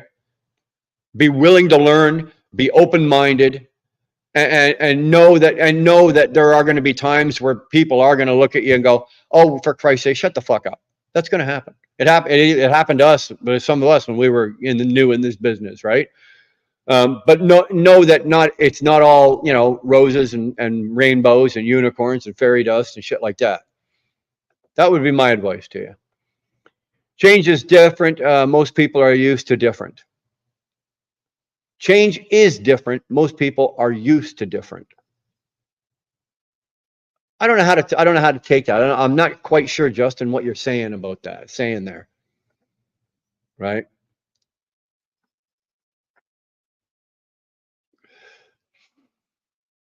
I was working as an owner operator for Canadian Carrier, but I want to move one, so I am moving to Landstar and deal load boards and brokers. I learned I can do it easily. Yeah, right.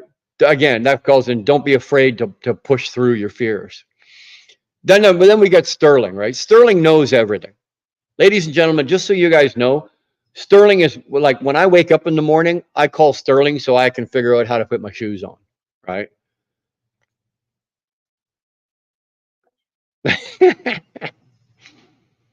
T-Bone. I've opened many doors and slammed a few back closed. Yeah, but you don't know unless you have a peek. Exactly. I'm not afraid to peek through any door. Not now, right? Not now. Not at this point. Not at this point in my career.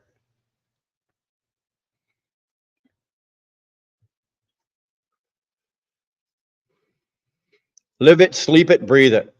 That's pretty much how I am with trucking, right? I live it, I breathe it, I sleep it. Burning bridges are meant to light the way. Oh, Sterling, get over it. Stop it. Yeah, Sterling, light him up. Oh yeah, Buck, that's good job, Buck. Encourage him. Like he needs that. I used to love it, but not so much anymore. You know what, Lachlan? I went through a period in this business where I was doing what's the use? This business sucks. The industry is sucking dick. The equipment is all shit. Like all the new, when they were bringing all the new trucks in with the new DPF and all the emissions, and we were losing our shirts, and we were, people were losing their fucking minds, and there was depressing points. I've ran, not I say I, but I mean my wife and I. We ran my business. I was an owner operator when the recession in 2008 hit. And we ran our business through that, and we came through it. We took our kicks, we took our dents, but we came through it. And when the recession in 2015 hit, that one kicked the shit out of a lot of people, a lot of people. You know, so when you're taking hits like that, it's easy to go, oh, for fuck's sakes. But you know what? It's for me, it's I'll give you, when I get up in the morning and I'm in my truck and I pull that curtain and the light comes in and I start that truck and I hear that engine start, I still get excited. I still get excited. I want to go to work. I still like doing the job, and I'm still good at it. I'm still relevant in this business. I'm a little slower than I used to be. I've lost a step, right? I'm not 25 anymore. So I have to remember that here, right? I got to remember that, you know, I'm not 25 and I can't run like a raped ape all the fucking time. But I can still be relevant. And as long as I'm still relevant in this business and I can do the job and I can make a good living doing it, I'm good. I'm happy. You know, I have my ups and down days, just I'm sure like everybody else. Can you imagine those cubicle workers doing a live feed from their cubicle? I bet they get 1,000 views. Oh, yeah. They'd have, you know, they'd have 1,000 views. They'd have thousands of views. They'd probably have 200,000 subscribers inside of 7 days. I just can't get over that. I can't figure that shit out.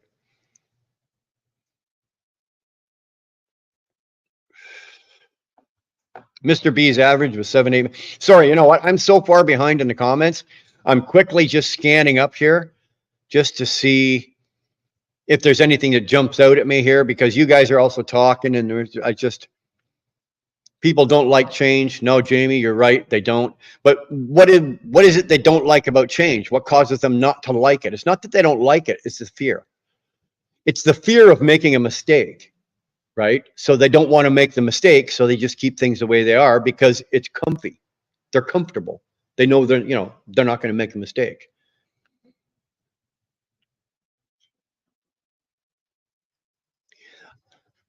Well, Lachlan, here, I'll give you an example here. Excuse me. Excuse me. I'm making less money than I was 10 years ago. Okay. And Dar and I were going through a bunch of boxes in the basement, right? Because we got, like I said, we're moving, we got to move some shit. And we came across a bunch of old statements from the business from back in 2015, right? So we're only talking 9 years, almost 10 years ago, right? So we found some old statements and we were looking at the statements and how much money the business was generating and we were making and da da da da da. And like, I'm an incorporated business, I run myself that way. And we were looking at all that, and then we were comparing it to what we're doing today. Now, Lachlan, my business is generating more money today than I was in 2015, but I'm keeping less of it. I think you know what I'm talking about, right? I'm generating more money, but what I'm actually keeping out of the business, or what the business is actually keeping after after everybody gets their cut, it's less today than it was back then. So back then I was generating less money, but I was keeping more of what I was making. Or today I'm generating more money, but keeping less of it. Why? Because the truck, I bought a brand new truck in 2014, cost me $141,000 out the door. 10 years later, that same truck is now going to cost me 300 grand. Now, these are Canadian prices, okay? These are Canadian prices. The price, the cost today to do business is astronomical. You know, you go to buy a new truck today, even with a decent credit rating, you go buy a truck today, you're looking at today. I mean, meaning today, you're looking at an interest rate of anywhere from 8 to 11%, depending on what your interest or what your credit rating is. The interest rate I've got on that truck that's almost paid for, right, that I bought, the interest rate on that was 5.25%. Manageable, right? Even when the market and the industry dips and goes, and at least your truck, your truck payment is reasonable. I have a $2,000 a month truck payment. Great, manageable. These guys these days are walking around with $3,800 truck payments. That's insane. The price you have to pay to do business today is probably doubled in the last 10 years. So we're generating more, but we're not keeping it. We're really not. Um, I speak of that just on pure experience alone. I know what my numbers are. I know what it costs me every single day for me to do business in this business. You know, I run my truck, I run my business on a cost per day, right? So I know what my truck costs me, everything. So I've got it narrowed down to one number. I know what that number is. So I have to hit, as long as I hit that number, everything gets paid, including myself, the truck, employees, whatever, everybody gets paid once I hit that number. Anything above that number is 100% profit, baby. Pile it on top, stick it on top of the pile, stick it on top of the pile. And that's how I've had to do that. And I think in 23 years of being an owner operator, my business plan has had to pivot probably at least a dozen times, depending on market strategies and the industry and fucking trucking businesses and shippers and brokers, right? My business and even today, the way it's running today, it may have to pivot again 2 years from now. Who knows? You don't know, but you better be prepared. You better have a backup plan. You better be able to pivot, and you better be able to move and shuck and jive with the way the business is going.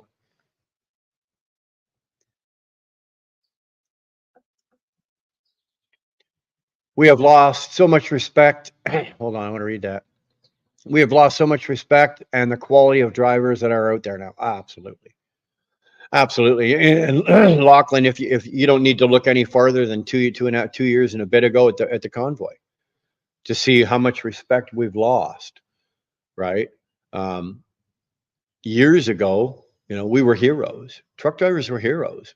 Every little boy wanted to be us and every woman wanted to be with us. Right? That's just the way truck drivers were. We were fucking heroes. We were revered going down the highway. We were feared as well going down the highway. We weren't to be tangled with. That respect was there. Nowadays, man, Lachlan, I'm nothing but a fucking piece of dirt on the bottom of some politician's shoe. That's where I rate in this world and with the general public nowadays. We're big, clunky, fucking 80-foot long pieces of machinery that's in everybody's way, holding up traffic, pissing people off. That's how we're looked at today. And that's unfortunate because, yeah, the respect level isn't there. The respect that I have for guys that were my mentors is still there. But we don't have that respect from the new drivers coming up. The new drivers don't look at us that way. They don't look at us with respect or anything. And then again, like I said, the general public doesn't look at us with that kind of respect anymore. It just doesn't work that way anymore. And unfortunately, it's a crying shame because let's face it, you park your truck, I park my truck, we all park our trucks. The country stops. Well, it doesn't matter whether you're in Canada, the US, you're in fucking Turkey, you're in England, it doesn't matter. The trucks stop rolling, the world comes to a fucking stop. But yet they'll keep us, there's a thumbtack, right? They'll keep us under that they'll keep poking us with that thumbtack and they'll keep you on your thumb, keep you under that. They'll keep you there as long as they possibly can. And they have, and they will, and they're doing a great job. It's our job to maneuver and outthink and try. And some of us can do it and some of us can't. It's unfortunate right now in this day and age that the failure rate of people coming into the trucking business is higher than the success rate. There's more people coming in and failing and then getting the hell out than there are coming in and actually making a success. There's not as many success stories as there was back then, right? Guys come in now and in under 3 years, they've lost everything. They lose their shirts, their homes, their wives, their kids, their dogs, their pickup truck, lose it all trying to make it in this fucking business, right? The success rate is terrible. It's not a good, we don't have a good success rate. I don't know what the percentage is, whether it's, I know 2.5 years ago when I was doing videos and working at ET with Ronan and doing the ET channel, I know that Ronan had done some really in-depth research, and I think at that time the success rate was like if you within the first year, it was like 30%, like 3 out of 10 people, or sorry, it was 6 out of 10 failed, so it was a 60% failure rate. And then if you made it from the first year to the third year, then that would drop like by half. So 30% were able to stick that out. And if you got over the 5 year mark, then your success rate percentage went like significantly higher. But you had to make it to that 5 year mark. Most these days, and again, I don't know the percentage number. I'm just using the word most. Most these days don't make that 5 year mark. They don't.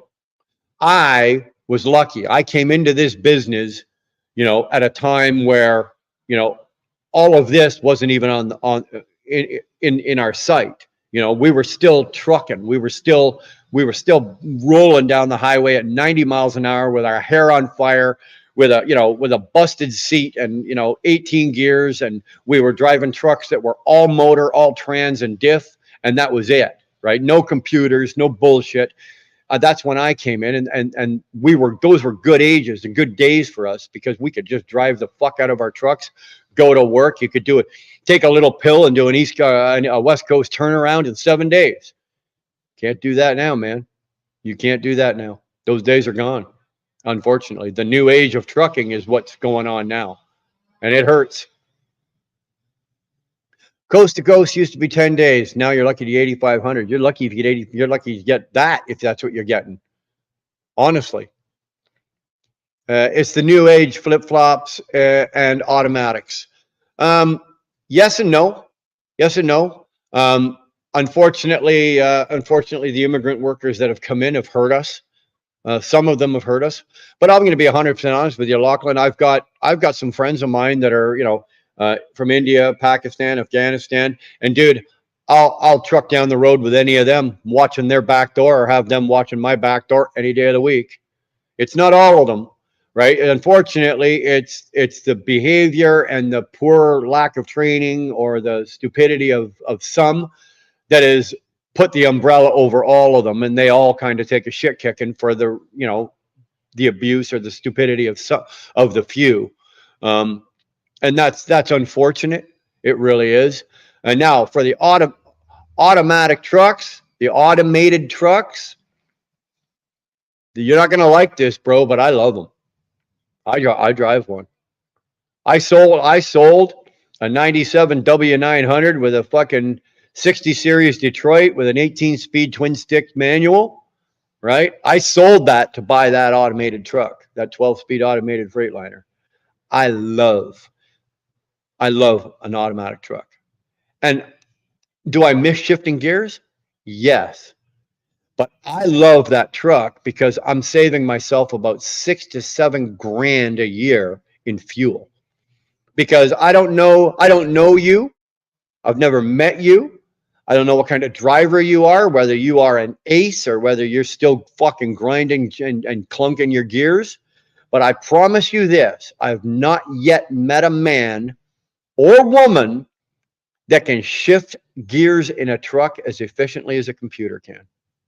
It can't be done. You can't beat the computer on the average, right? Maybe one trip or maybe 1 or 2 days. And me, I'm here to make money. I love trucking, yes, but I'm here to make money. And the automated trucks are much more fuel efficient over the span of, say, over a 12-month span. Never mind over a 3-day or a month or a week or something like that. But over the span of a year, or let's say, you keep your truck for 4 years, right? You've got a 4-year note on your truck, and when it's paid off, you got it for 4 years. Over that 4 years, if you take, mine's a 2020 Cascadia with a 12-speed automated. If I had a 2020 Cascadia with a 13-speed manual, and we both ran them side by side and did the exact same miles, exact same loads, exact same work, I promise you, over the 4 years of the note on both of those trucks, the automated truck is going to generate more money just in fuel savings alone. And that I'm not pulling that out of my ass. Those numbers are out there. You can look that up. That's a given. That's known. right? That's a known. So did the automatic trucks kill the industry? I don't think so. I'll argue that. Do I like them? Actually, I'm going to even say, do I like the automated trucks? I don't know about you, man, but when you're sitting in traffic in Atlanta and you're sitting in there for an hour, you're in Toronto running across the top of the city on the 401 from the Don Valley out to Oakville or out to Milton, and usually that's a fucking 20-minute drive, but you're going to be sitting in that for 4 hours. I like having an automated truck, man. When arm on the window, other hand on the steering wheel, cigar in my mouth. I'm good with that. I haven't had, in 3 years of owning that truck, I haven't had clutch lag once. He said 3,500 try. I know guys that have 4,500. Well, dude, I was just using that as an example, right? It all depends on your down payment, Mr. B's, right? If you can manage to put, if you're buying a $300,000 truck and you can put 120,000 or 130,000 down, okay, you're not going to have a $3,500 or a $4,000 truck payment. Most of these guys are putting 10% or less, right? So you got a $200,000 fucking truck or a $300,000 truck. Let's say 280. Like I know the new Volvo Globetrotter. That's 285 Canadian, right? The T680.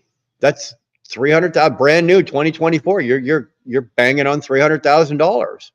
So, unless if you're all you're doing is putting down 30 grand, dude, that's a $4,000 to $4,500 a month truck payment, right? That's bad business right there. You're handicapping yourself right there. You haven't even turned a wheel yet. You don't even own the truck yet, right?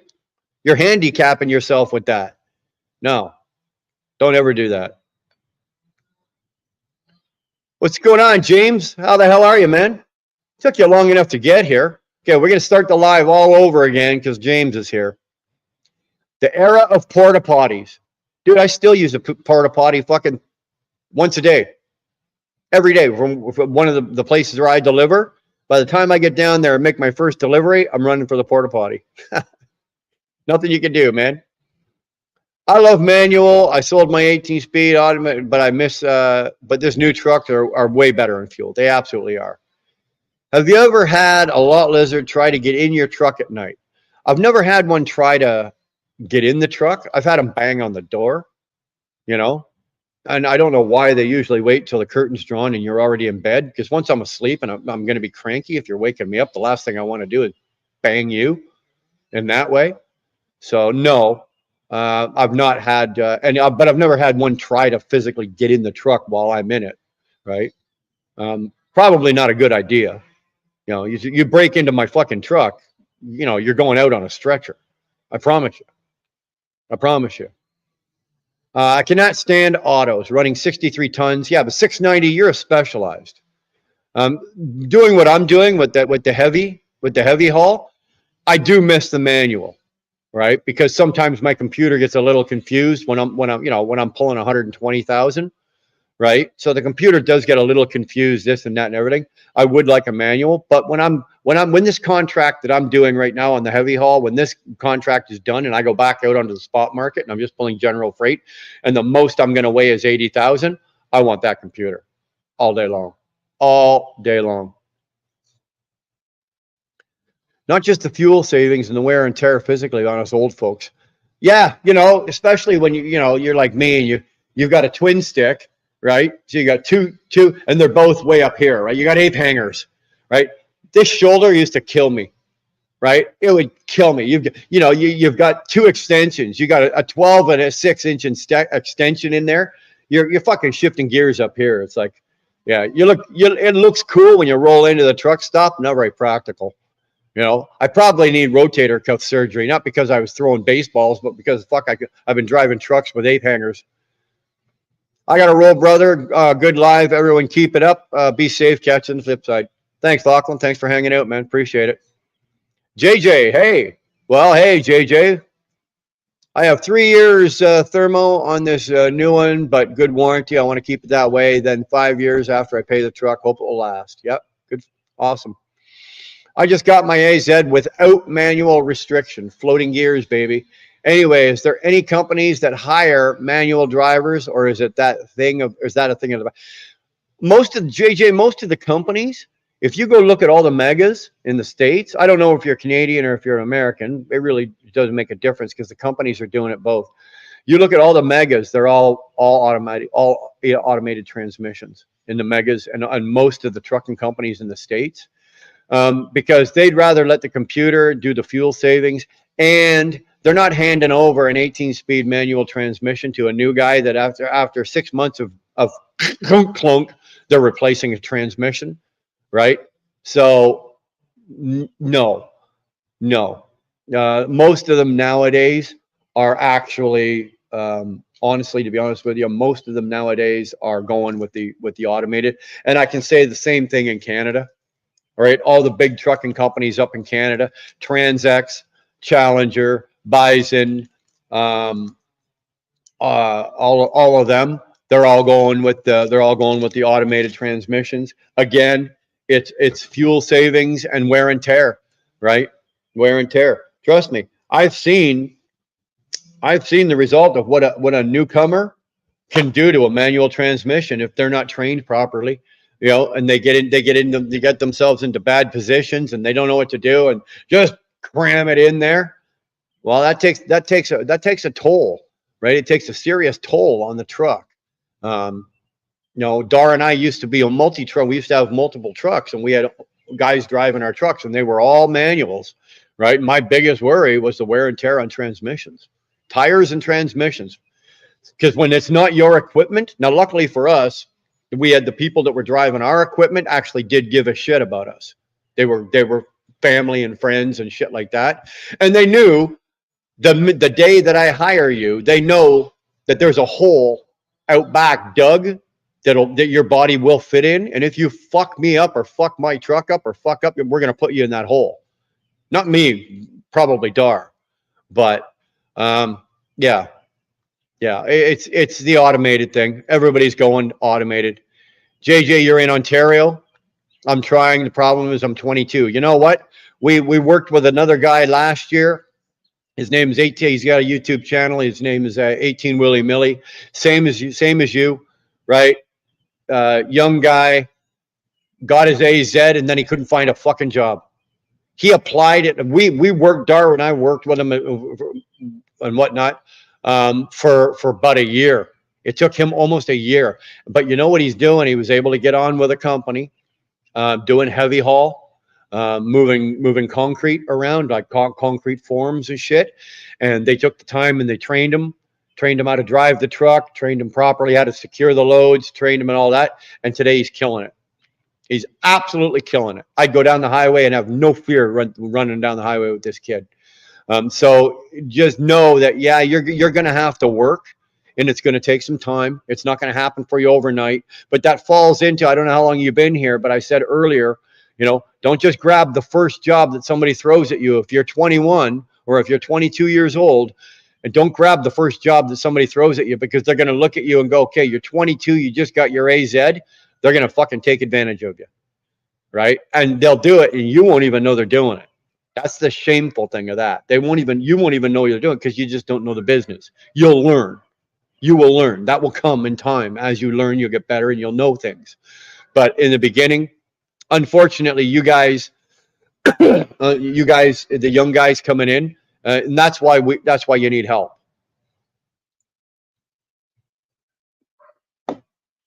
That's why you need help, as much as you can get. We got to wait till you're 23 or 24. Yeah, exactly.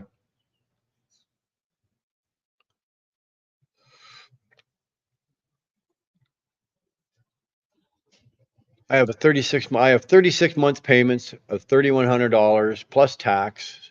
So you're at about $3,600 a month. On my KW, yeah, it's a lot, but still make more on savings to pay the monthly payments. Well, that's kind of what I did, Humberto, because my W-9 was paid for. I didn't owe anything, but I was only getting 5.5 to 6 miles per gallon out of the thing. Now, I turned around and sold that, and then I had the money left over from the Volvo, and I took the money from the W-9, I took the money from the Volvo, I put it together, I put a big down payment down on this, And that's how I ended up with like taxes in. My truck payment is $2,000, but with taxes in, I'm about 22, like you say, $22.99, so like $2,300 taxes in. But the fuel savings between what this Freightliner gets at 8.9 and what the Kenworth got at 6 was more than my truck payment. I'm still actually putting another $1,800 to $2,500 a month in my pocket. And now I have a truck payment, but I'm still making more money. And when I was able to do the math and figure that out, it was like, it's a no-brainer. It was an absolute no-brainer. Troll King, philosophical question. Would you rather watch oh, it's a cliffhanger, is it? Would you rather watch a what? Lay it on me, brother. Watch a what? I despise the MX-13 engine. Never run anything worse. I don't have a lot of experience with the PACCAR engines. I really don't. I've taken them for test drives and have done a little bit of feature work or checked this out and everything like that. I do know that we've got a bunch of them at our place, and those Pete's are always in the shop. They are always in the shop. It's not the MX-13, it's the lack of proper maintenance. Well, yes and no. I think the MX-13, if they would have actually taken the direct model of DAF that they run over in Europe, because DAF is PACCAR, and they actually were able to make it more like the DAF engine, they wouldn't have these problems. I think the MX-13 platform was pushed through a little faster, sort of like the beginnings of the ISX. Those fucking motors were horrible when they went from the N14 to the ISX platform. They were brutal, but they were pushed through too quickly. All new engine makers have their issues. Buck, I agree. It doesn't matter whether you're driving to Detroit, PACCAR, Volvo, D13 Volvos, whether it's an MX-13, it doesn't matter. They've all got their issues. You're absolutely correct. Some companies seem to have it figured out a little faster and a little better than others. So sometimes you're not taking as much of a shit kick and say driving a Detroit as you are driving a PACCAR. But it doesn't matter what you've got these days. At some point or another, it's not a matter of if your truck's going to break down. It's a matter of when. It's going to happen, right? We've all done it. We've all had that. It's not a matter of if. It's going to happen eventually. It's just how well prepared are you to weather that storm. Megas pick up new guys and spit them out. Try to start with a smaller outfit if you can find one. Absolutely. I agree. Sorry that I'm not talking. I'm just a lot of listening. I might comment here and there. You know what, Bob? Talk away, listen away. It makes no difference to me. You know that. It's almost midnight here. I need to go to bed. I'll watch for the rest of the stream tomorrow. Bye for now. By the way, thanks for a lot of the info. Hey, Camille, no problem, man. That's what we're here for. That's what you're paying me the big bucks for, baby. That's what you're paying me for. See, you nailed it. He went to work for a concrete construction company. Exactly. Right? But he had over 100 doors slammed in his face before that one. He was patient. He could have taken, a shitty little job with some no-name dirt run cartage company, right? And he probably wouldn't be trucking today. It would have been such a bad experience. He'd have said, fuck this, and gone back to doing whatever else he was doing or doing something else. But he was patient. He waited, knocked on every door. Right? And you're right. You get Mr. Beasley. I'm sure you know who Millie is, right? He's been around for since the beginning when he started. So yeah, that's cool. Bog-eyed crag rat, man, what's going on? Good evening. Is it evening? It might be evening there. We're still afternoon. We're 20 to 5. We're 20 to 5, 20 to 3 here. So we're still afternoon. Still out. Ryan Davidson. Oh, hey guys, what's going on, Ryan? How you doing, brother? Things good? Things bad? Things up, down? Are you naked yet? You naked yet? You should be naked by now. At this point in the afternoon, you should be at least, let me see, in Texas. So what time is it in Texas? Okay, so It's 2 hours, so it's what one? It's noon. It's 12:35 and noon there. So you should be at least into your 12th beer, your second doob, and you've only washed. I guarantee you've only washed 10 cars today. I could be right. I could be wrong. Who knows? MX is the European DAF motor. Yeah, yeah. But it's not. It is. It's the DAF platform, but they didn't get all of a lot of the good stuff that the DAF motors over there are running, like the components over there. You got to remember the European motors, like engines, especially the Volvos and the DAFs. Those engines that they're running over there, we won't see over here for 3 to 5 years, right? A technician, a mechanic that worked for Volvo in Europe. Okay, he did his apprenticeship. He went to school over there, did his apprenticeship. He worked for Volvo over there, working on the Volvo engines. Several years ago, he came to Canada, and he started working here. And he was working at a shop for a big trucking company, and he was the foreman. And they had Volvo trucks coming in, and the first thing he said when he started looking at these engines, and these are brand new trucks, and he's looking at this going, what the hell is this shit? We were working on this 5 years ago. This is what we had in Europe 5 years ago. So a lot of the stuff that DAF is in the same boat. They've got a lot of stuff figured out over in Europe on their trucks over there. Yes, they still got some problems, but they got a lot of it figured out that they haven't like broadcast to the world, or the PACCAR motors, which are the DAF, they're not fixed over here. Same with the Volvos over here. They're not fixed for some bloody reason. I don't know. If I was in business, I'd be trying to do that. DAF, we call them Dutched and fucked. Do you know any companies that hire new drivers under 23? Yeah, my company will, but they're up by Brockville. They're up in Brockville, Ontario. So I don't know where you live, JJ. My company will. They'll hire you right out of school, but they're going to put you in a truck with an experienced driver for like 90 days, like 3 months, and then he would have to sign off on you before you will get your own truck. And if you don't make the cut, you've just wasted 3 months of your time. They won't put you in a truck. Glider trucks, worth it? Yes or no? Everybody says yes. Everybody says yes. Remember, Jarrett, a glider, most gliders had cats or 60 series Detroits, or actually, or N14s, right? So they were all pre-emission, and that's what we wanted. But even a really well-tuned 60 series, 12.7 60 series, or even the 14-liter 60 series, even a well-tuned one, the best you're going to pull out of that is 7 miles per gallon, maybe 7.5, right? In today's standard, in today's industry, right now, you need to be doing better than 8. God damn it, you go to Volvo or you go to Kenworth and you buy a new truck. Volvo, the new Volvos, the 860s and the 760s or whatever, those things are getting almost 10 miles to gallon right off the showroom floor. So how can you compete running 7 miles per gallon? Yes, you don't have DEF, and yes, you don't have all the complications, but you have to be willing to think, okay, am I willing to stick with the old motor and less complications or less problems maybe than say with a new motor?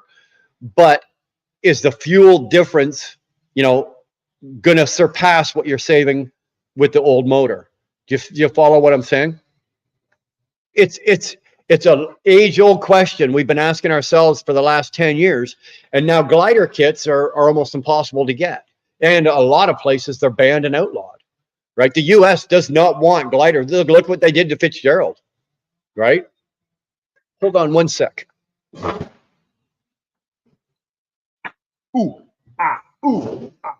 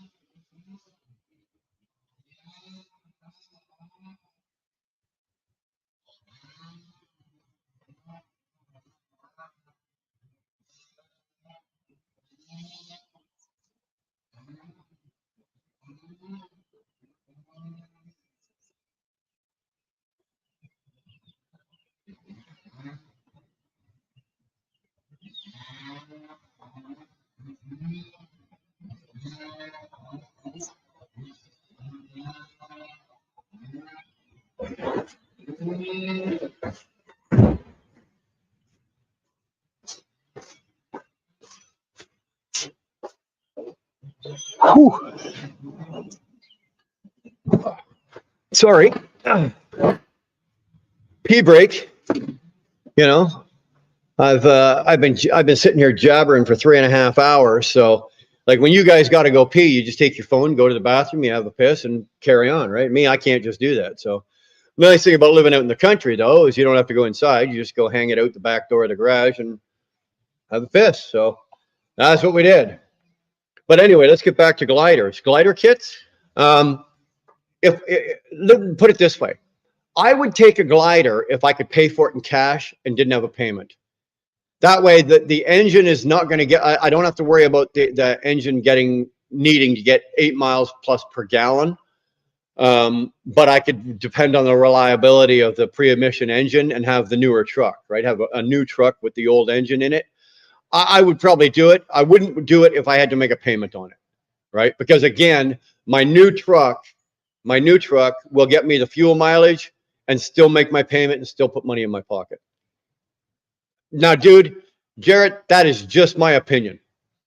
Just my opinion. If you're asking me if I was going to do it and for my business, that's how I would do it. Like, that's just my opinion, dude. That's all it is. MX-13 preferred trucks of the cartel, MS-13. Actually, the preferred engine of the cartel was the 3406 Cat. They used to buy them by the fucking crate load, by the boatload. As fast as the cartel could buy those engines, they used to buy them, and they used to fucking right in the crate. They never took them out of the crate. They'd put them on the boat, take them down to Colombia or Mexico, mostly Colombia, and they'd put them on the back of an old pickup truck frame and have 2 horses pull that frame out into the goddamn jungle. They'd situate it out there. They'd get it all set up. They'd turn the thing on, and then they'd forget about it. And that engine would sit out there and power an entire village while they were processing the coke.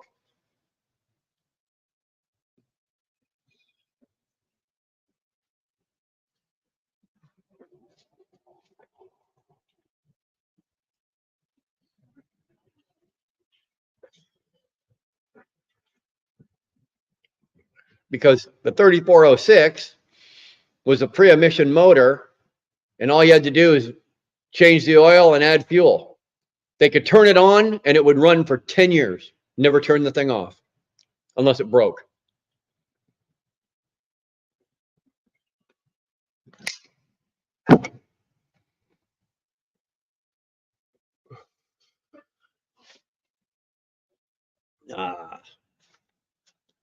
To the 22-year-old in the chat, Mr. B's. Now, this is good. Here's some good advice. You want to make money, a lot of money. I could tell you how to make over $1 million in just a few years. Heavy equipment operators are very, very short supply. He ain't lying. He ain't lying. JJ, I'm telling you right now, he's not lying. What's going on, Macy? How the hell you at? Doing well? Doing good? Hanging in? Hanging out? That a girl? Oh, I think I've got about, what are we at here? What do I say? 3 hours and 33 minutes. So I think we're going to be done at about the 4-hour mark. I got to take care of a couple more little things before I load the truck up, and then I got to go to work.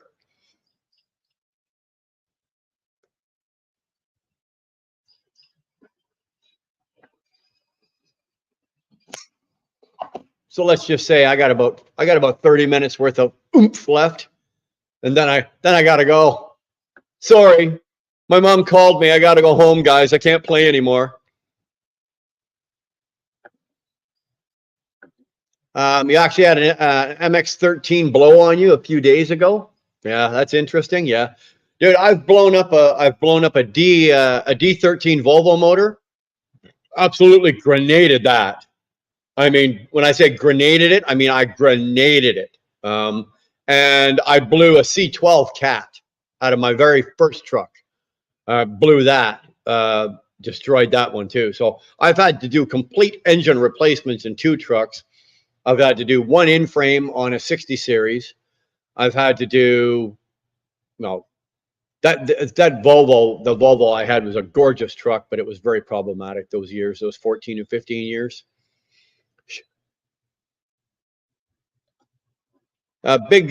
My big picture dream is to make these 9 more payments and run another year or so, retire, then turn my Pete into an RV. Lots of guys do it, Buck. Lots of guys do it. You're not the only one. You're not the only one that's thought of that. Lots of people do it, right? It's paid for equipment. You take the commercial plate off it and put a personal plate on it. Away you go. 690. It's in the shop now. Yeah, good call. I agree. Mr. B's, yeah, heavy equipment hauling. Absolutely. Absolutely. Well, if you can do what Mr. B's did, he not only hauled the equipment, then he operated the equipment as well. Right? Good money, man. Good money in that. JJ, I got hired by DTC Chambers when I got my license at 19. Oh, there you go. A go-kart is a death trap. I love go-karts. I love go. What are you talking about? You can't talk that way about go-karts. I love go-karts. They did me good for a while. No cars today. I'm gonna go make my video 18er today. 18er today? Okay. No cars today. Oh, okay. I'm gonna go make my video. Okay, I know. Okay. I got you. All right. Macy saying hi to Tolga. It's a larger outfit, but there's room for growth. There's a driver. Right on. Mine blew up a year ago. Problem was previous owner ran the wrong fuel filters, starved the engine. Well, that will do it. My fire department finally got a new Peterbilt. It looks better than the Freightliner. I think the new Peterbilts are sexy as hell. Those 579s or 587s or whatever the fuck those are, those ones that we got up at our yard, I think they're 579s. They're sexy looking trucks. Like aerodynamically, when you're looking at that thing and you're looking at an angle, you look at it straight on, good looking trucks. Like I park beside one every single night because one of the fellas that I work with, he drives one. It's a company truck, and I look at mine and I look at his and I go, yeah, that's it. Like they do look good, and they do look great. But for some reason, all the 23 and 24 Pete's right now are having huge problems. Like we're having problems with every single one of our Peterbilts. But mind you, they went and bought 6 2023 brand new Cascadias, and they've not had near the issues. They've had not even a quarter of the issues. Any problems, it's been a quick run it into the dealer, tinker, truck's back. The Pete goes in, we lose them for a week, right? It's in there for a week. So the company's really struggling with, oh yeah, they look good, but they also look good sitting on the shop floor as well, right? I run a wheel loader as well as drive a truck. I don't. I drive a truck. I am not that gifted and talented. I'm not as talented as you guys. I really am not. Mr. B, I'm not really chasing money. I just really want the experience and the road and haul some cool and heavy shit. Dude, there's lots of it out there. I did oversized and heavy haul for about 13 years, almost 14 years. I had some really interesting shit on my trailer, everything from, weird exotic fucking farm equipment and implements, and I've had a house, a cottage, buildings, assortments of buildings, those windmills, those turbines, the big wind turbines, those things, pretty much just about everything. And I'll be honest with you, it was great. Yeah, it paid well. It really did. It paid well, but it was a great experience. It was like, this is like, you're paying me to pull this shit around? Okay. I thought it was awesome. I enjoyed every minute of it.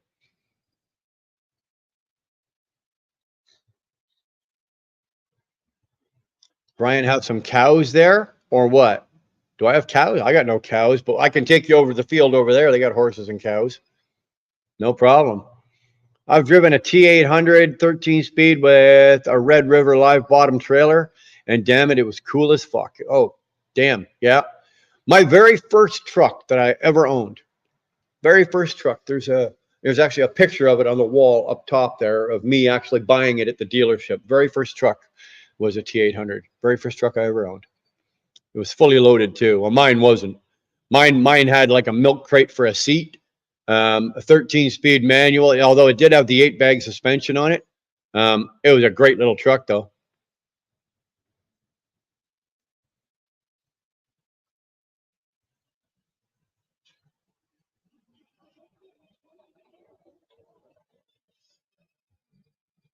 Yeah.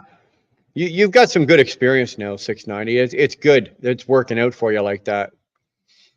Not only your opinion, Brian, it's true. It also did have the experience. What you get on fuel mileage surcharge on the new truck, you pay for the fuel and save the money. And yeah, my fuel surcharge every single week, my fuel surcharge coming back to me is more than I spend on fuel.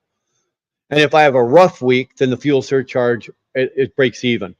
I very rarely have a fuel bill. My fuel surcharge every week pays my fuel bill. Mr. B's, is it like percentage pay? And generators too, yes. Yeah. See, I got paid to haul the machine, then got paid 75 and up an hour to operate that same machine, and then got paid per diem of 250 a night for hotel and food. Yeah. Those are good old days, dude. I don't think they're doing that these days. Hey, I don't think they're doing that these days. Great live. Thanks, Jamie. Appreciate that. Damn, Mr. B making the big bucks, eh? Making it's not hard. Keeping it's the hard part. I've made millions. Try keeping it. Try keeping it. I do, but I'm no longer blue. There you go. Sorry, again, I'm way behind in comments, so I'm just going to quickly.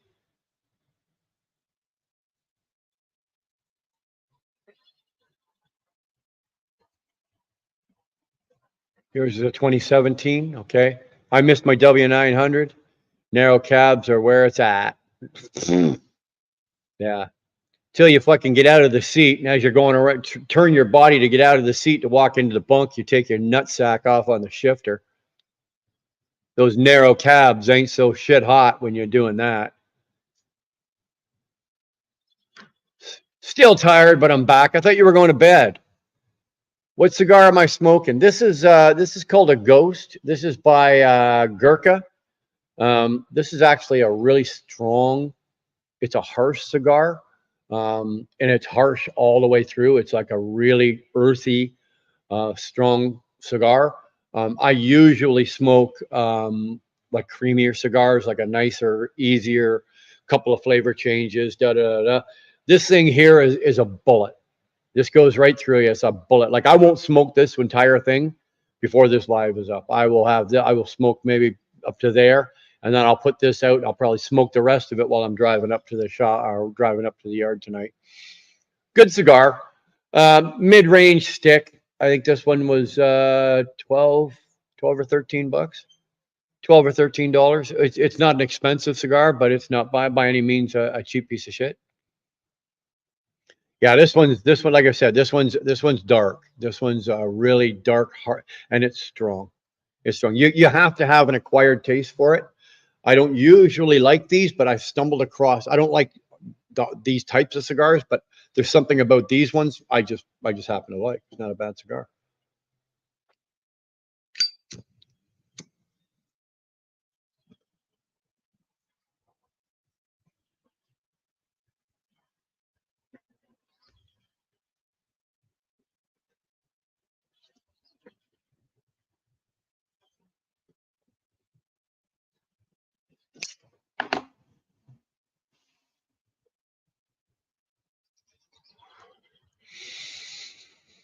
Whoa, yeah. You feel that on the back of your tongue, right? You get it almost leaves like a little bit of a burning sensation. You have to be a cigar smoker to know what I'm talking about and to appreciate it. Do you think self-driving trucks would become a thing soon? Nope. I'll be retired. Unfortunately for you, JJ, I'll be retired by the time they hit the streets full time. They've already got a couple self-driving trucks, and they're doing experiments down in the southern U.S. Walmart's fucking with them. I think Swift has a couple out there trying them out and shit like that. But are we going to have an industry full of self-driving trucks? No. And remember as well, they may be self-driving trucks, but there will still be an operator in that truck. Because if something goes wrong with the truck in the middle of doing something, somebody has to be in the truck, right? So I don't think like I'm 54. You know, let's just say I do this for another 3 or 4 years. I don't think we're going to see a fully automated industry by then. And I don't think we're going to see the electric truck take over in the same amount of time. It's going to be at least another fucking 10, 15 years before the electric truck is in and taken over and blah, blah, blah, blah, blah. And they're getting rid of diesel engines. I don't think we need to worry about that. You know, it's not that they can't make the truck. They can't even make a pickup truck, but they can make it. They can make fucking big trucks. They can make transport trucks. They can roll them off the assembly line fucking 25 an hour if they want to. But they're going to sit out there in that field like all those electric cars over in China, because they don't have the infrastructure to charge them. We don't have the power needed to charge that many trucks.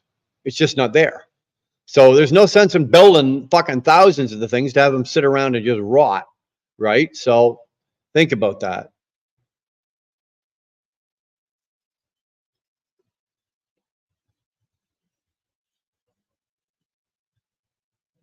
You're never satisfied with anything? That's good. It's not that I'm never satisfied with anything, but I've always, even when I find something, I go, yeah, that's a good job. I've done a good job. And like I said, I've finished it. I always try to look for room for improvement, right? And that's called progress. I finish something, it's done, but I'll try to pick it apart and maybe find where areas that I could have improved. That way, next time, I can do it a little better, right? And that has to do with anything, whether it be with my trucking, my business, my wife, my family. Always room to improve. I've yet to see a self-driver replace a steer tire. Dude, exactly. I want to see a self-driving truck, work its way through the 5 boroughs of New York City, right? There's cars parked on every corner. There's this and that. Only an experienced operator is going to get that truck. If you got 5 drops from Queens, Harlem, the Bronx, then you say you're going out to Manhattan, then you're going out to the island. I want to see a self-driving truck do that.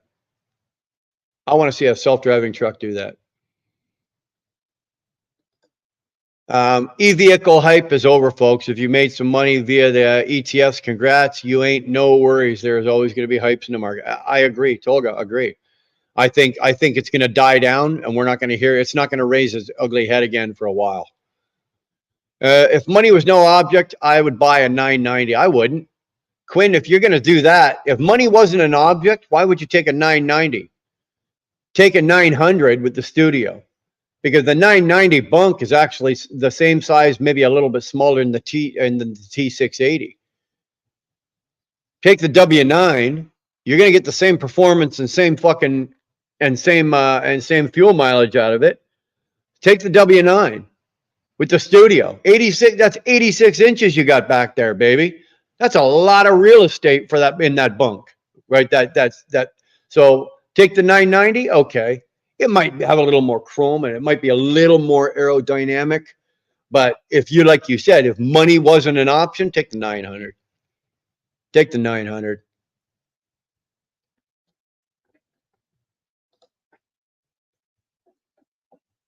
Damn it, I'm joining at the wrong time.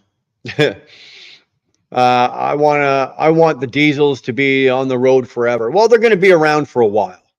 Don't kid yourself. They're not going to vanish tomorrow, the next day, a couple of years, 5 years. They're not going anywhere.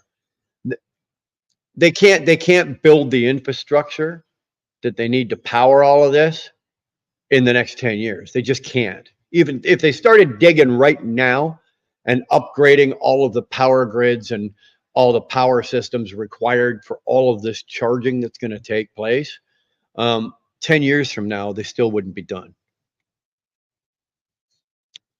Same here, man. We're at the tail end of the trucking generation. You guys are. Put it this way: you guys missed the glory days. You guys gonna have to make, but you're gonna have to make your own glory days. That's just, unfortunately, that's just the way it is. You know, you missed the glory days and the good old days, and you know, back when we say back in the day, you know, you guys don't have a goddamn back in the day for you guys was last Thursday, right? Back in the day for us was like, you know, early 90s, you know, and it sucks that you missed it. Sorry. Blame your parents. Just imagine doing max 300 miles, takes 5 hours, and wait forever to charge that truck again to do 300 again. Yeah, well, they're going to have super power generating stage where supposedly they can charge these things in an hour. That's what they're saying. I don't know if I believe that, to be honest with you. I don't. But if they do, fine. Think about it. The very first passenger car ever built was electric, and that was in the late 1800s. Just saying. Yeah, I know that, Buck.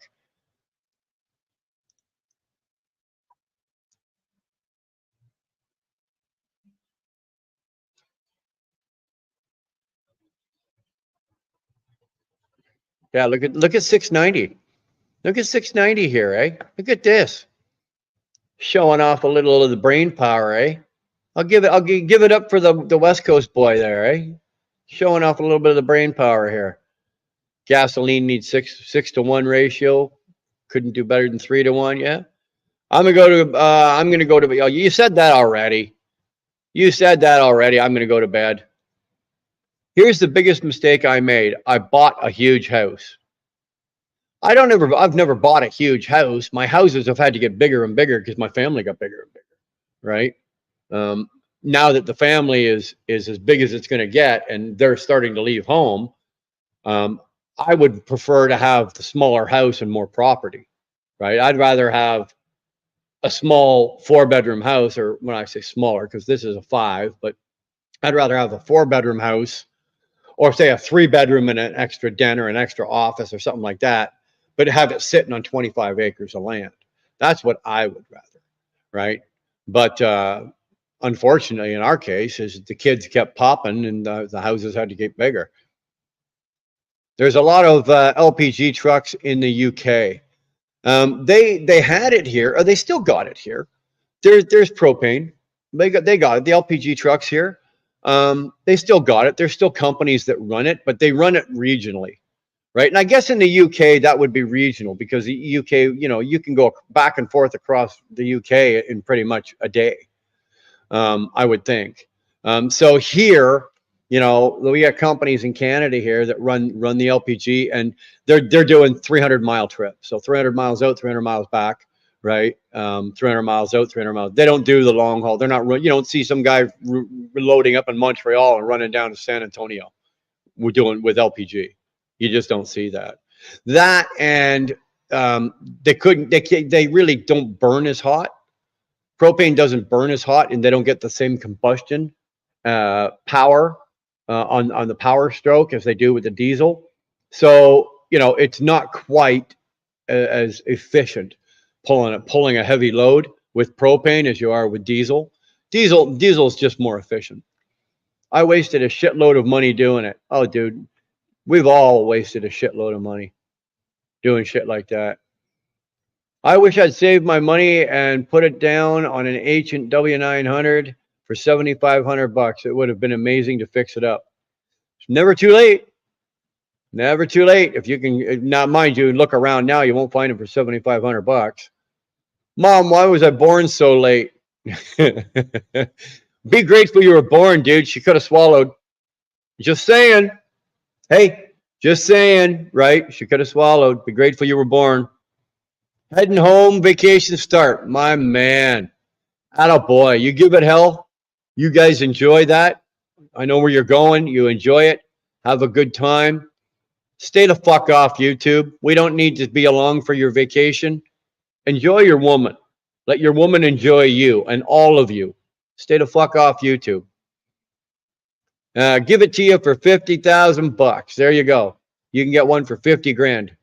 Is Curtis going to make a video before I go do this? As far as I understand, yes, he is. He is on board for this. He was in here earlier and he said he was.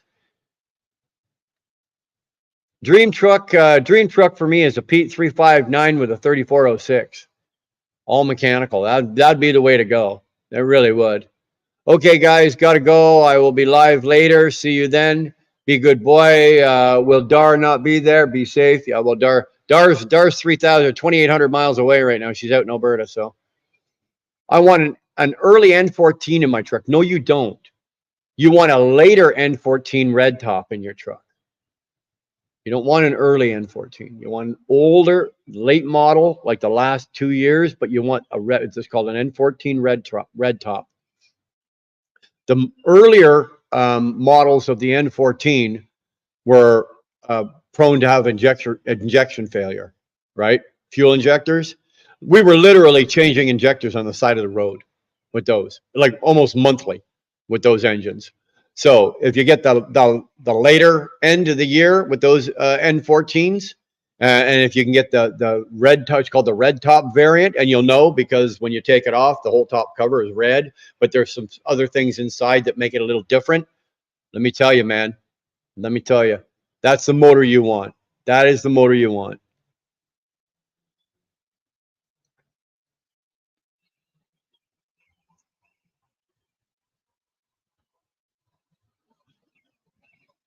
Super single steers and a tri-drive. The hell are you pulling with it? You plan to throw a chain around a building and rip it off the foundation? Jesus. Vacation from what? You only work 2 days a week. It just I rib them about that too. I rib them about that all the time too. I meant to give you my 69 Chevy for $5,000. 69 Chevy what? You got a 69 Chevy Camaro? You got a 69 Camaro for $5,000? I'd be interested in that. A 69 what? What is it?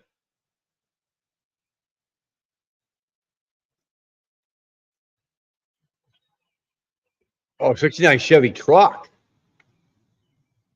Okay, you're not talking pickup truck, eh, Bob? You're talking like transport truck. Early N14s also came with free cam lobe wipers. Yeah, no shit. BC is going to force me to govern my truck at 105, man. I need one that can't be programmed. Well, then you need to be exempt. You got to be pre-2000, right? So you can have a 2000 year model truck, but the motor has to be, or the engine has to be 99 or older.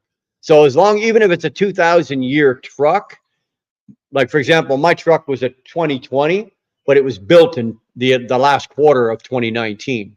So you find a truck that's like a 2000 model, but it was built in the last quarter of 1999, then you're good. You got a 69 Camaro too. Bob, you and I can't be friends anymore. Can't be friends anymore. That's e-logs, not speed limiters. I got to look at the proper rule. Well, dude, I had a 97 W9 with a 60 series, and they couldn't put the speed. They couldn't govern it. Right? Couldn't govern it. It ran fucking as fast as I wanted it to go. Right? I had 355s in that fucking thing, man. 18 speed. They couldn't hook the e-log onto it, but they also couldn't govern it. Love them. Love them. Yeah, if money wasn't an issue and I had $10 million just sitting in the bank and all I was doing was out here trucking around for the fun of it, yeah, I'd have some pretty interesting trucks, right? So which one do you want? I'll take the 69 Camaro. Is it a Z28? Is it a Z28? What's it got? It's got the 327 or the 286? What's it got in it? Is it a 3-speed man or 3-speed on the 3 on the tree, or is it a 4-speed manual? What do you got? I gotta head out. Hope you all have a great day. Thanks for all the advice. Hey, JJ, you know how you can thank me? Hit the like button and subscribe to the channel. You know, hit the like button and subscribe to the channel. Then the advice is free. Manufactured after 1994, required to have devices installed if the vehicle's ECM is incapable of meeting the speed limiter requirements. I never had an issue, dude. I was driving that 97. I was driving it for ET. Never had a problem. 4-speed manual, top seat 201. Oh, you want $5,000 for that? But I got to come down to North Carolina and get it, too, don't I?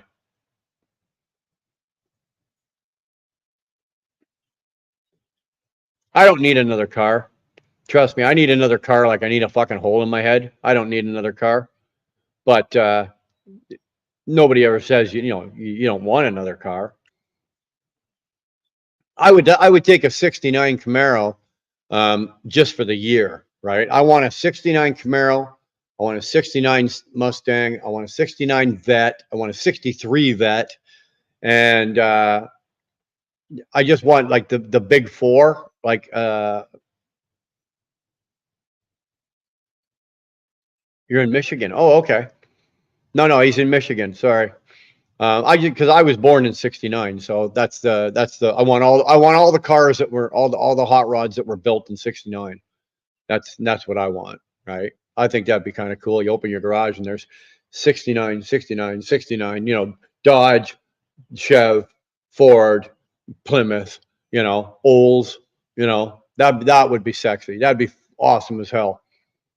Mind you, I'd have to build 2 more garages.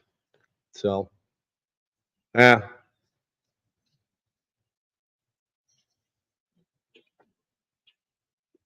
Well, I think I've exceeded my own expectations today. So you know what? We're gonna shut this sucker down, and I'm gonna go take care of some business. I got to give Dara a call. I want to talk to her before I go to bed tonight. So you know what? Let's do that. I appreciate you guys coming out and hanging out. It was a good live. We talked about a lot of good shit. Love talking trucking with you guys. Love talking trucks, old trucks, new shit, money, business. That's what we're here for. All the other stuff is nice and it's fun to play and fun to talk about Sterling and boobs and ass and stuff and Ryan's boobs and Curtis's boobs and whatever. But you know what? This is what we do here. And so I appreciate you guys coming out and hanging out. We'll, like I said, tomorrow we're off. I'm not going live tomorrow, but we'll see you Tuesday morning. Probably, I usually try to get it in between, say, 9:30 and 10 o'clock. So we'll see you Tuesday morning, guys. Again, appreciate it. You guys be safe. Be good to each other. Help the next guy if you got a chance, because nobody got where they are by themselves. Somebody helped you at some point. Later.